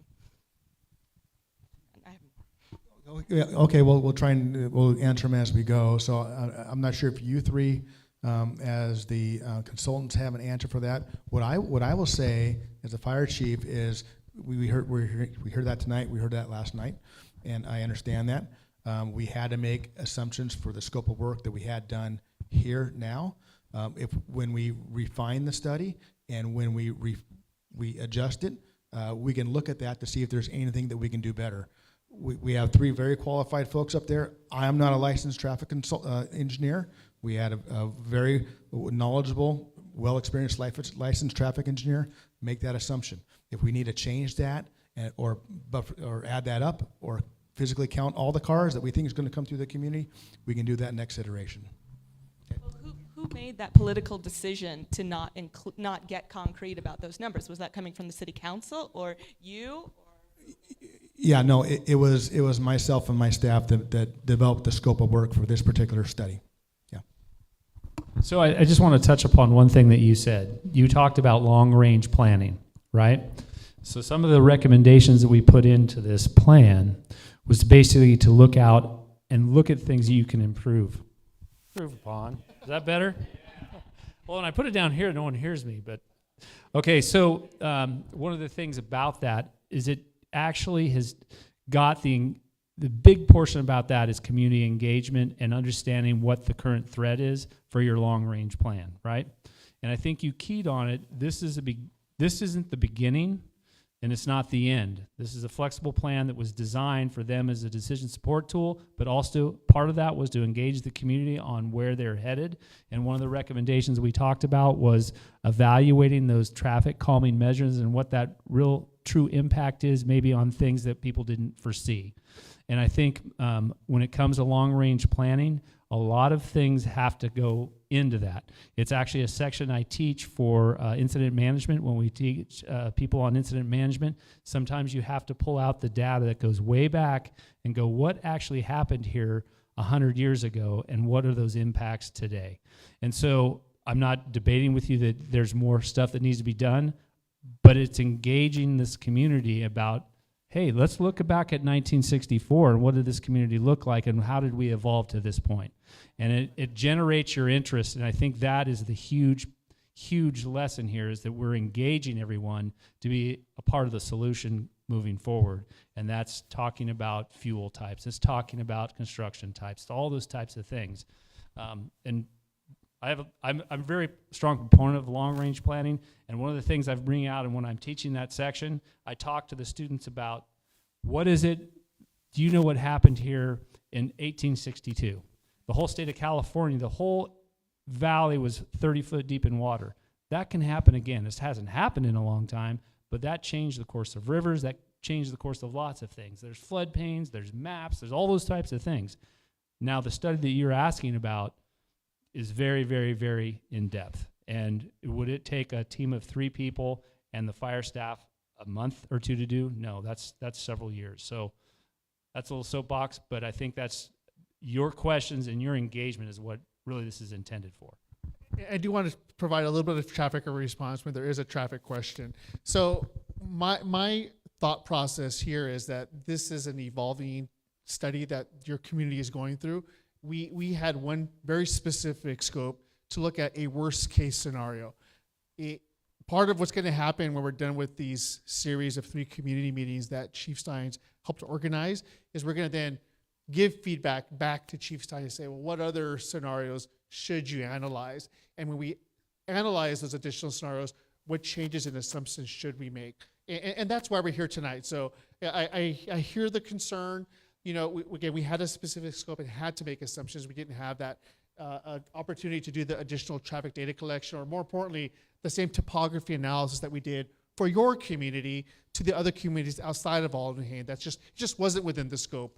But this would advise, and hopefully those other communities do a similar type of analysis, so those cumulative numbers can be added in. So with that feedback, we'll talk internally to figure out what other scenarios need to be developed afterwards. Great, thank you. One here, and then we're going to keep on moving up. Before we do that, if you're online and you can't figure out the chat box, you can also email us at support@olivenhain.org, support@olivenhain.org. Thank you for being here, and thank you for your input. I'm a longtime resident, dating back to 1951. Oh, 1951 is when we came here. Things were quite different. There were 2 of us on Lone Jack Road. And we were not particularly concerned with fire at that time, if you can believe it. However, since then, I am petrified of fire out in Olivenhain. There are two places that I'm familiar with. One is at the very end of Lone Jack. One is adjacent to the golf course. And they're both extremely dangerous. There will be no way for us to get out. There are other accesses that are possibilities. This city has had, unfortunately, the attitude that we don't want roads, we don't want through roads. Okay, let's not have through roads, but let's have roads so we can get out. There are some reasonable places at the end of Lone Jack. There is, we haven't talked about extending Lone Jack across through Village Park. That was intended to be opened years ago. It isn't a difficult area to put a gate, make a road so that we can get out of here. There is another one through the junior high school area. These are all things that I can appreciate that you probably don't know, and you don't know the history of it. We lost a building during the 1996 fire. I'm very familiar with fire. Cal Fire saved the rest of our houses out there. We used to run cattle. We know what it's like. I mean, dating way back. We have created our own problems by closing roads, and we have also had a very lackadaisical attitude of the vegetation that the people have planted. I can stand on my hill and look down at Olivenhain, and it's solid eucalyptus and growth. And we have not paid attention to that. Along the roads, Rancho Santa Fe has certain restrictions. We have not enforced any of that. The trees are overhanging the driveways. The gates out there don't unlock. We are cornered. We are trapped. We need to have recommendations from you to open roads to get us out of here. As far as going down Manchester during one of the fires, and I don't remember which one it was, I've lived through a lot of them. They said if the fire crossed Escondido Creek at the golf course area, there was nothing to stop it to go to the ocean. And then that contradicts what you say about going down Manchester. We just have to get us out every single direction. Santa Leo feeds here twice a day. There's nothing to stop them from going to the freeway this time. There's no place for them to go.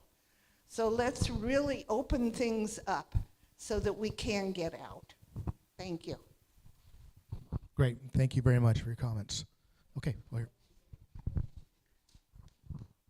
So Hi. we'll go you, and then we're going to go right here because he keeps Okay. jamming me. My name is Nancy Reed, and I am a resident of Elfin Forest. And I was one of the midwives for the city of Encinitas.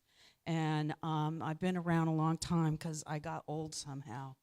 What I want to talk about is the fact that Elfin Forest is in the middle of birthing its own Fire Safe Council. I'm on that. And we are working very hard to get it done. And I really appreciate you guys and all the work that you guys have done. It's really important work. What I also want to talk about is the fact that because of the roadblocks in the west end of Elfin Forest made by Santa Leo Hills, and in the east end made by the village of Harmony Grove, we in Elfin Forest are getting squeezed. And unless traffic can be controlled in those areas, you will have a boatload of cars coming down Lone Jack from Elfin Forest because that will be the only way that we can get out. We have been talking with the Sheriff's Department since the Cocos fire. Nobody is willing to say that they can put traffic control at those intersections so we can get out. We have over 500 horses between Elfin Forest and Harmony Grove. And I will tell you, nobody is leaving their horse behind. We're putting them in the trailers and we're going. And that takes up a lot of space on a road. and I respect that.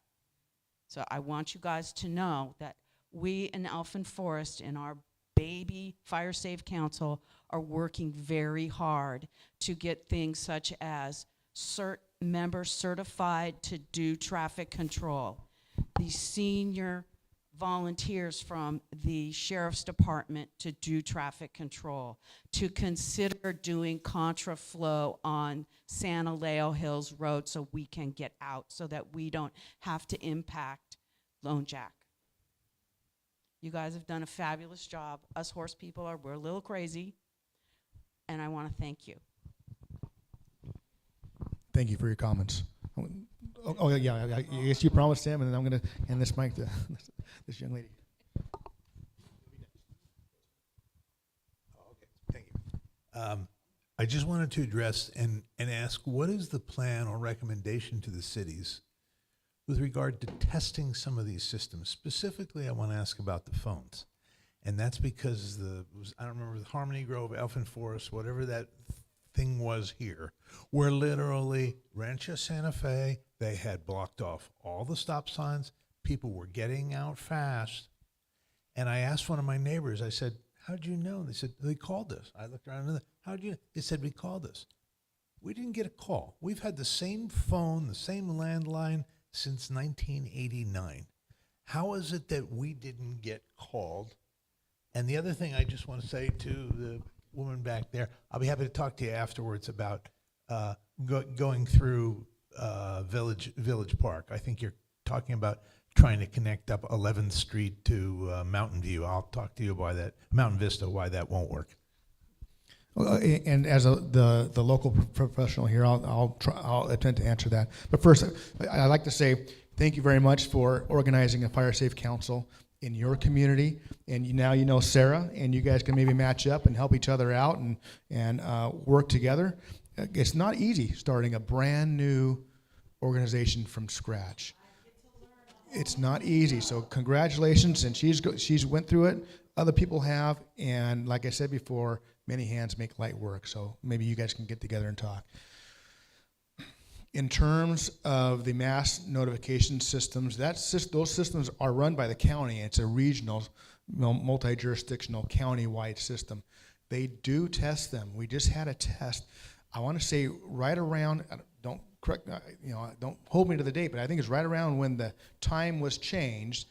They don't test everybody, but they have a select number of people when they come to a test that you sign up for, and they'll send out an emergency notification, and what they direct you to do is call them. Call the number, and then that's how they kind of figure out, is their system working. So I've never seen a test where they just blanket the area. I think that may cause more, they don't do it because I think it may cause more panic than anything else, but I just want to let you know that they do test the system.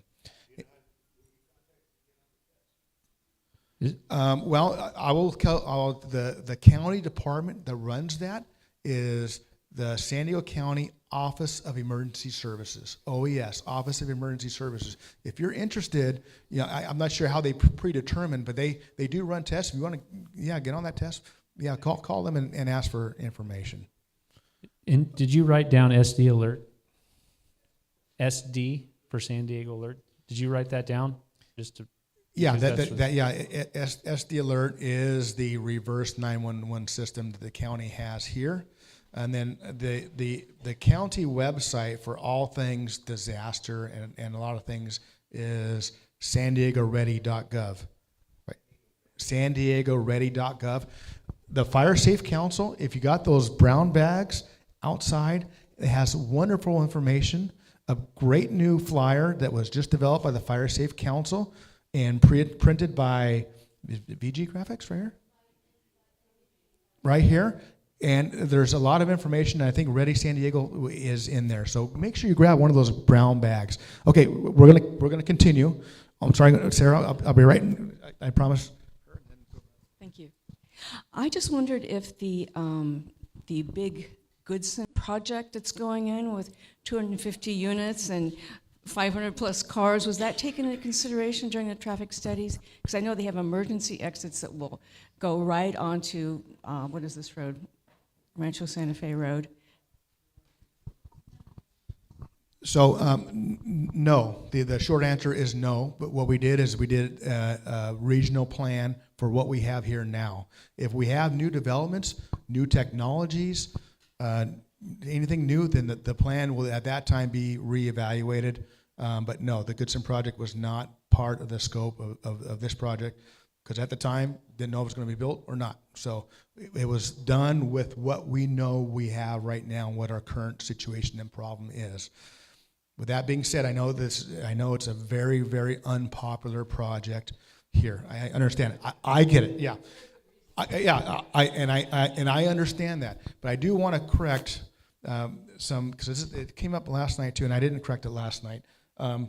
There is no access onto Rancho Santa Fe Road from that project. There's 2 emergency gates only for coming inward to the project. But there's those folks will not be on an evacuation if they had to evacuate, if that ever gets built. The plan is they don't exit onto Rancho Santa Fe Road. They have McCain, which is west of the intersection of Rancho Santa Fe and Encinitas, and they exit there onto Encinitas Boulevard. So that's what the plan is. I'm sorry? I don't know about the signal. Okay, so anyways, I want to say that. So I'm going to go to Sarah now. Oh, well, okay. Hi, I wanted to talk about the reverse 911 system because in February, the Fire Safe Council hosted what's known as the WUI workshop. The Fire Safe Council of San Diego County offers these during the year. It's Fire Operations in the Wildland Urban Interface is the very sexy title. Anyway, the guy who's the instructor is with the Bureau of Land Management, and he said that the reverse 911 systems frequently fail during major incidents. And so before we all just assume that that's going to work, I think we need to think about that and discuss whether, in fact, it's something we can absolutely rely on. The other thing I wanted to ask you about had to do with the self-evacuation. When we work on the CWPP, the evacuation section for that is intended to be how people will self-evacuate before there's a warning or an order. And you know, from what you were saying, it sounded like it's not really desirable for people to self-evacuate, and yet the information we have in that brochure and that we've gotten elsewhere is that, yeah, if you don't feel safe, leave. So can you talk about that? Yeah, if you don't feel safe, leave. It's that simple. No, no. I think what was being alluded to is the fact that there's so many human factors in an escalating incident that it's impossible for us to calculate all those into some kind of a model that we can push out and say, oh, this is what it's going to look like. There's too many variables. And I think that's the point. So if, you know, what we would recommend, if you have red flags and you have those kinds of things happening above you and you know that Santa Anas are happening, get prepared. If that means that you want to stay somewhere else for a few days, I mean, so that's a personal decision, and absolutely whatever someone wants to do that makes them feel more safe, we support that. Yeah, I agree. As your fire professional here, evacuate early. You do not have to have a warning. You do not have to have an order. If you see smoke, smoke's coming over your house, you haven't had a warning, you don't leave. Leave early. The earlier that you leave, the least amount of traffic. At least you'll alleviate some of the part of the traffic later on. So I have no hesitance in saying leave early. That's what I want this community to do, is leave early. All right, so I'm going to go here, and then we're going to go around, and then we'll go back around because we've already been back there one time. Okay. Good evening. My name is Matthew. Good Shepherds are on the corner of El Montevideo and Del Dios. We have 150 animals that graze for fire fuel. We're going to leave tomorrow and the next day to San Bernardino because Fire Safe Councils have put together a grazing plan to graze a whole area that's been fire hit many times. This Fire Safe Council can have privy to the same services. You have to organize. places that we can come and graze in contiguous land spaces. So you get your neighbors involved and you find out who the landowners are, and then you call us and get a plan going. There's also every year billions of dollars from CAL FIRE goes to fire safe councils. You can get a grant, which they got for grazing and hiring us. It's been proven that grazing is like one of the only ways to really reduce fire fuels significantly beyond your 100-foot defensible space, because embers from hot fires don't respect 100-foot defensible spaces. So keep us in mind. We're the Good Shepherds. We grew up here in San Diego, and we're here to help and be of service. Great, thank you. Can you leave some of your cards? Yeah, thank you very much. Okay, I'm going to walk this way. Questions? Okay, yep. And then work our way back. Okay. The numbers, I'm going back to the numbers in population. Like just on my street, there's ADUs that are popping up, and I don't know how the census does it. So, because that's like another car or two, and that's, you know, another person or a family. So, there's just a lot of ADUs anymore. Yeah, they did not take into account the accessory dwelling units that we have in the city, which are ADUs. That's a good point. Maybe the next time that that this plan gets refined and revised, we can use city data to know the number of ADUs that we actually have in this community, and incorporate those into the planning process. Good point. Good point. I like that. So, being formerly on the Planning Commission, you made a comment about planning laws and fixing them for fire safe, or I think it was Sean maybe. Fixing, but well, looking at. I just wanted to point out right now the city council is championing a native plant ordinance to encourage native plants. So I think Chief Stein, you might want to get in that discussion too and make sure that we balance the two needs: native plants, which I wholly support, but also making them fire safe. But now to my question. Much more practical. But it's good community whole. Yeah. Which we talked about at the beginning. Yeah, that was a public service announcement. Thank you. Escondido Creek. I noticed you looked at onshore events and offshore events.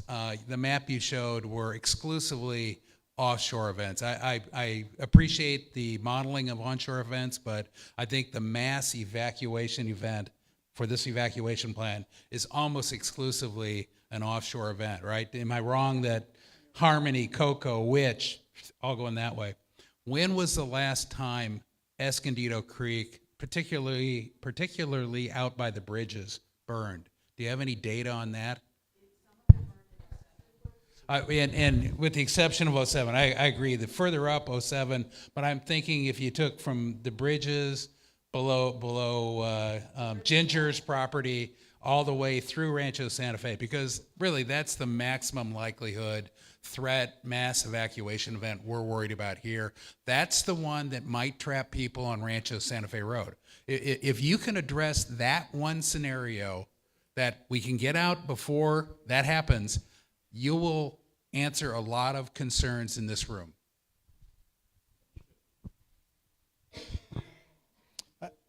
Yeah. So if you packaged a lot of stuff there. Yeah.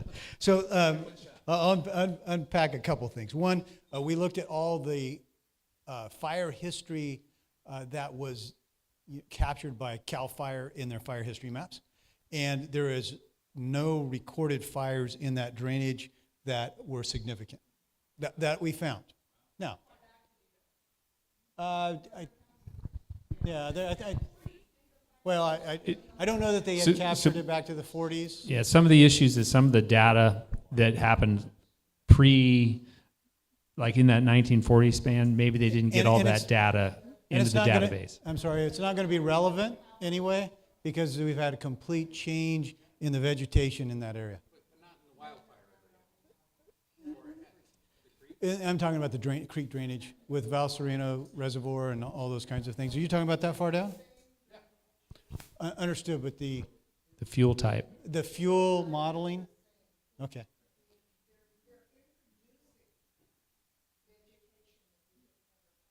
Okay.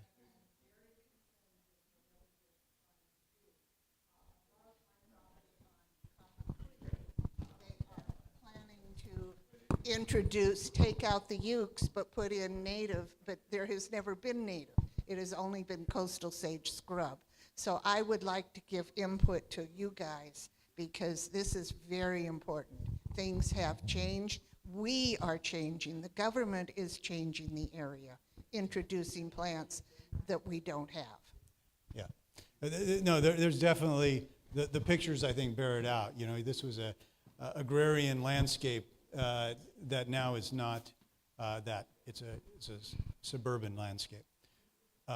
And so to answer the question, we didn't have fire history there. We did address the onshore flow in that area and the impacts to that. I'm not sure I understood the last part of the statement. So when did it burn and? So we don't have fire history. That's the first part. But we could ask people that have lived here their whole lives. You know, Ginger's been here quite a long time. The Boomans were here last night, and they would know. My reason for asking that question is we know it will burn eventually. I can't imagine. I've done a lot of hiking up through Escondido Creek all the way to the bridges over the years, and there is dead manzanita, you know, real native plants that it's wood. I remember before the Harmony Grove fire, when I mountain biked out north of Escondido Creek, the brush used to be 10 feet tall, and it obviously had not burned in excess of 40 or 50 years. So I think that makes a difference on fuel. You know, I was curious as far as what you had modeled, what your assumption was, like how thick that brush is, because brush that hasn't burned in 50 years is much different than 10 year or since 2007. No, absolutely. And again, we took 5 hypotheticals with worst case scenario being an entire impact to the Olivenhain community. What you're looking at, I think, if I'm visualizing it correctly, would be an impact of Olivenhain, but for a different section of the community, which is something that also we could look at. But it wouldn't incorporate the entire. Let me try to answer that and Okay. tell me if I'm wrong. So the models do take into effect the topography of this area. Is that correct? Absolutely. So the Escondido Creek area, the Val Sereno area, the topography of those was incorporated in the model. That's and wherever the flames are going to follow the creek, and so their modeling did take into account that drainage. So okay, now in terms of there's varying fuel, different classifications of fuel. They may not. Does your model it Yes. just do one classification of fuel, or no? Those were all So- calculated in across. okay? So in a hypothetical world, the models took into that effect. We don't have any real data of what will happen. The drainage, Escondido Creek, I'll tell you. So, and I mentioned this in many classes I've done here and elsewhere. Wildfire, there's 3 things that really affect wildfire, and that is the fuel, and I'm not talking gasoline, I'm talking about your weeds, the trees, the fuel, weather, and topography, right? So out of those 3, which ones can we really have any control over? It's the fuel. We're not going to have control over the topography too much. Fire burns uphill a lot faster, it burns downhill.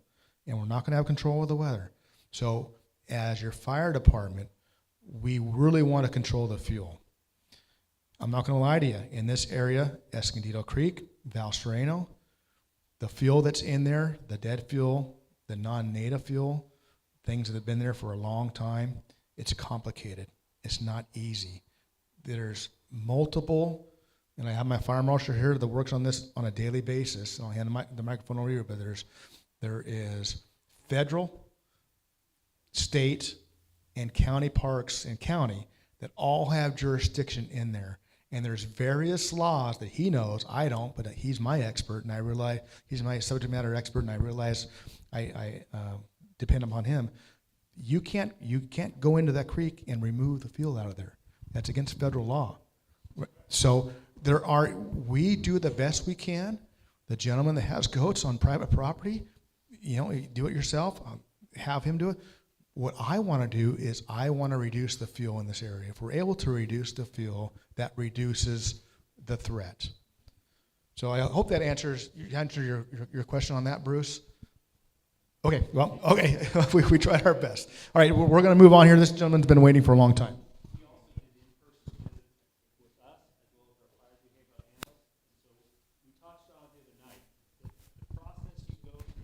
Behavior analysis is you use the models, but you also take field trips. You look, what is the fuel that's actually there? So we actually walked through multiple areas in and around that area and looked at the fuel bed. And when he looks at the models and then does the predictions, he incorporates a lot of that stuff. Not only, it's just not the mathematical component, it's also his knowledge and experience with over 40 years of applying those models and what he actually saw in the landscape. So I think you were kind of alluding that it wasn't taken into account, but it actually was. But not taking actual fuel samples, he actually observed what was there. I had a question about the notifications through a network. When we were going through the big traffic change up with NCC out there at the 5, I got emails and notifications all the time on my cell phone. It was very effective. Avoid this. We're going to be closed on such and such a date, such and such a time. And I don't know, is that a network that you guys have access to, or is that something that's available in this scenario? Okay, so that was probably notifications through Caltrans. To be honest with you, I don't know. But there wasn't a disaster. That's why you didn't get notifications. Yeah. So this is not the city of Encinitas. We use the same one countywide. They have been used. We've had fires countywide, and reliably they've been used. So I don't know what Sandag or Caltrans. Maybe I'll do a little research project and find out what they use. But if we can make improvements, I'm all for it. The question was we did have a lot of we had a fire that came down the creek out there in Cielo, and you could see it, and there was a notice to evacuate. And I think if the fire had jumped that construction project, it would have come down the creek and burned significantly around here, but it didn't.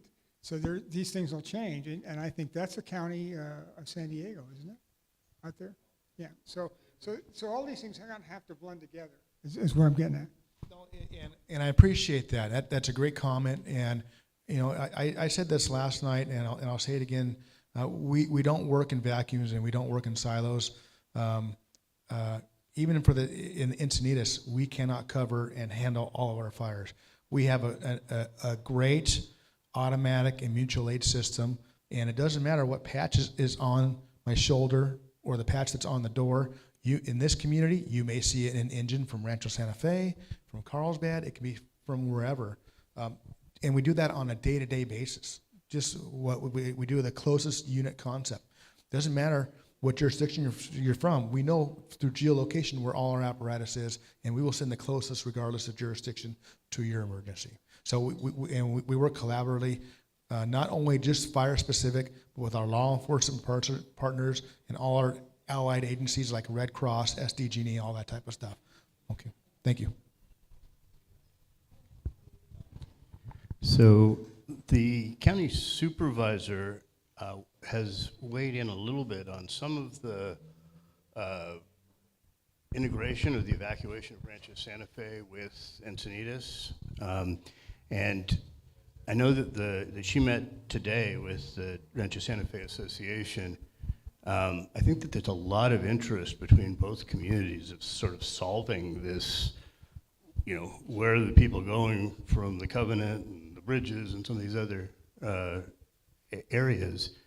Apparently, County Fire is willing to help out if we ask for their help. Do this kind of a study, but regional for the creek bed. Is there any reason why we shouldn't do that? We actually do that all the time. I work with, I'm a very good friend with the unit chief here in CAL FIRE. I talk to him, not on a daily basis, but we have multiple conversations.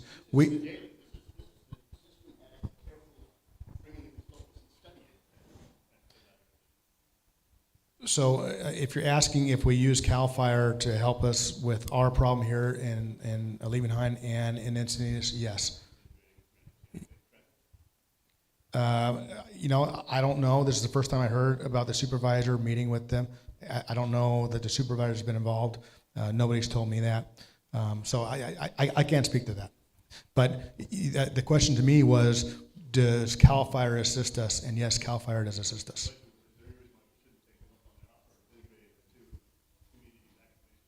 I didn't know that there was an offer to do that.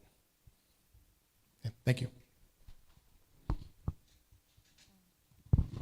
I just want to share with this group that there is technology today in using infrared cameras that if the Fire Safe Council would like to look into it. I'm a financial planner, and I feel that fire safety is so paramount in my lifetime currently that I'm actually taking a pivot in my career, and I'm going to help this gentleman's startup company, and he's trying to bring in fire drone technology, coordinate it with thermal camera network system, where you install thermal cameras in key spots in Harmony Grove. I had a meeting with the Rancho Santa Fe Fire in Station 2. We talked about target areas that are high risk. So you target those high risk areas and you put in the thermal camera, and then that's got GPS location. It can identify exactly the spot where the fire sparks. It'll send immediate signal to dispatch. Dispatch will send it to the nearest PSAP. PSAP will send it to the nearest fire station and alert.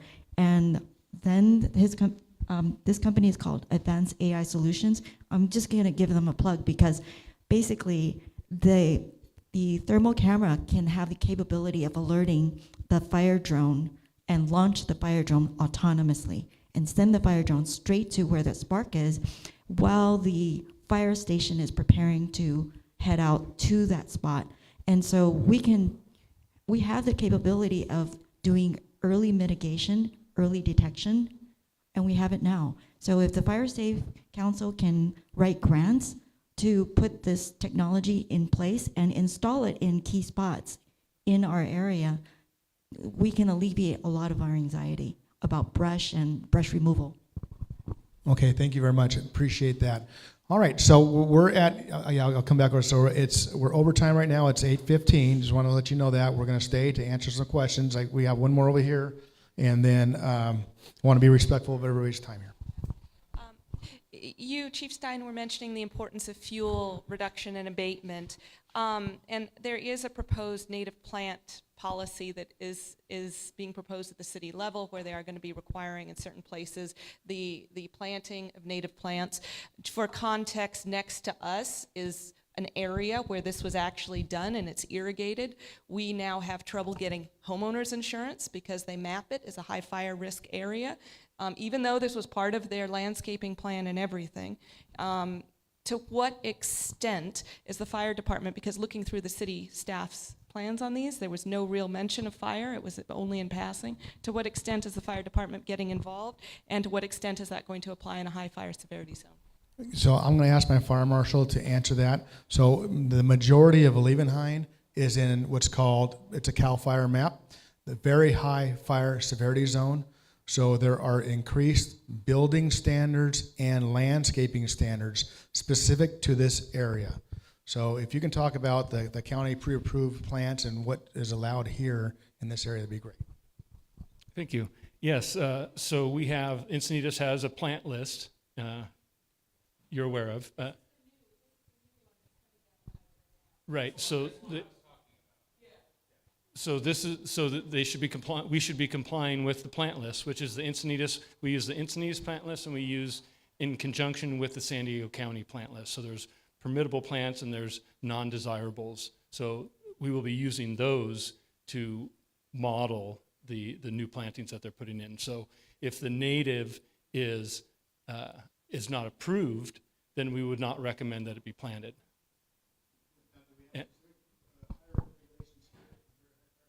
The very high fire hazard severity. So most of Olivenhain, and these gentlemen know, and most of you that live here know, that really only the center section of the Olivenhain is outside of that zone, and that's right in this area right here. Pretty much everything else along this is in the very high fire hazard severity zone. And just so you know, there's going to be new maps being produced. We're anticipating to come out in the fall of this year that we'll be adopting. We have 90 days to adopt them after they're released by CAL FIRE, which I'm anticipating is going to be incorporate a much larger area. So right now we're only required by CAL FIRE to adopt the very high fire hazard severity zones in local responsibility areas, which is this incorporated city of Encinitas. This next version of the map, we're going to be required to adopt the moderate, high, and very high zones throughout the city. So I anticipate this new map is going to impact a greater margin of the citizens in Encinitas. Good, bad, or indifferent, I don't know, because that means new construction requirements and all kinds of other requirements, defensible space requirements that aren't in place in certain areas of the city now. That's my prediction. I don't know that yet. I haven't seen the maps, but know that they are coming, and probably early next year they'll be adopted by the city. What's the current regulation for very high fire severity zone? As far as defensible space? Oh, there's a whole host of them. You'd have to look at our list. And if you're interested, you can certainly contact fire prevention. You can get on the website, city website. We have them located on there.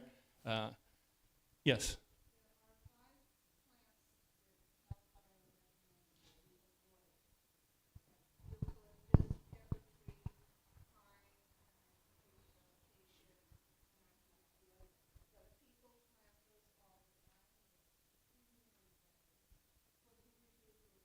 So keep in mind that these regulations apply to new development, right? So these plants that are existing in your environment now, the only thing we can do with those is require maintenance on them. We can't make you remove all the eucalyptus from Olivenhain.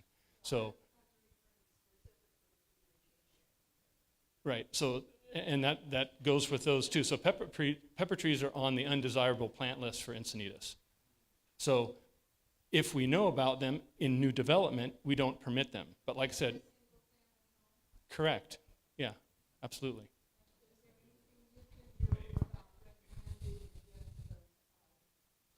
Well, they're already on a non-desirable list. And in terms of what we can do for existing trees, and I'll get to you, Bruce. I see. What we recommend for existing trees, and even though they're flammable trees, I've been to fires where the eucalyptus and the pines, they survive. What we don't want to do is what's called ladder fuels. So what we recommend everybody in this room do, if you have trees or like that, or your neighbors do, you can just suggest them to get rid of the ladder fuels. We want them trimmed up. We want any branches down below, 6 feet and above, if they're tall, mature trees, get those limbs up. That's why the fire that's skirting around the weeds, they won't catch from a limb and then take the entire tree out. So that's just a little fire prevention. Anybody in this room, if you want fire prevention tips or tips on hardening your home, give us a call. We will come out to your property and take a look at it for you. We also have brochures from California Fire Safe Council and bags speaking on home hardening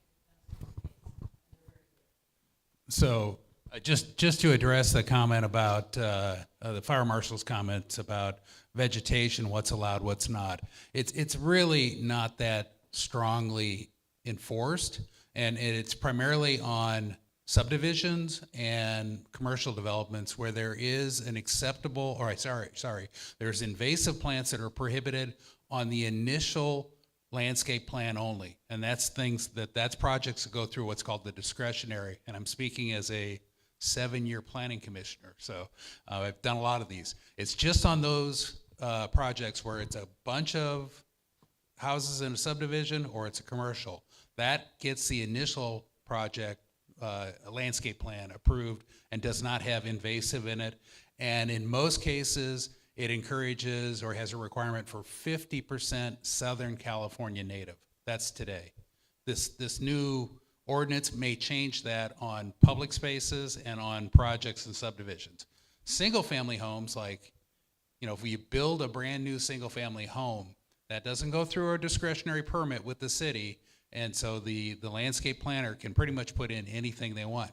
Secondarily, if you're a new homeowner on an existing home, or it's, you know, any existing project, they can rip out the plants and plant whatever they want today.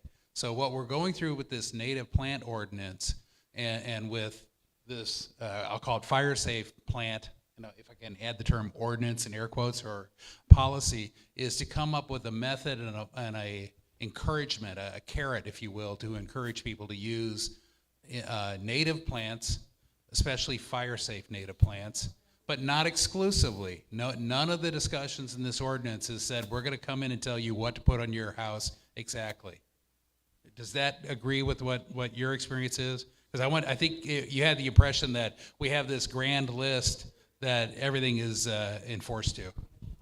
We have a list, yes, that all new development is reviewed against that list when it has. But big development, not single-family houses. No, single-family dwellings as well.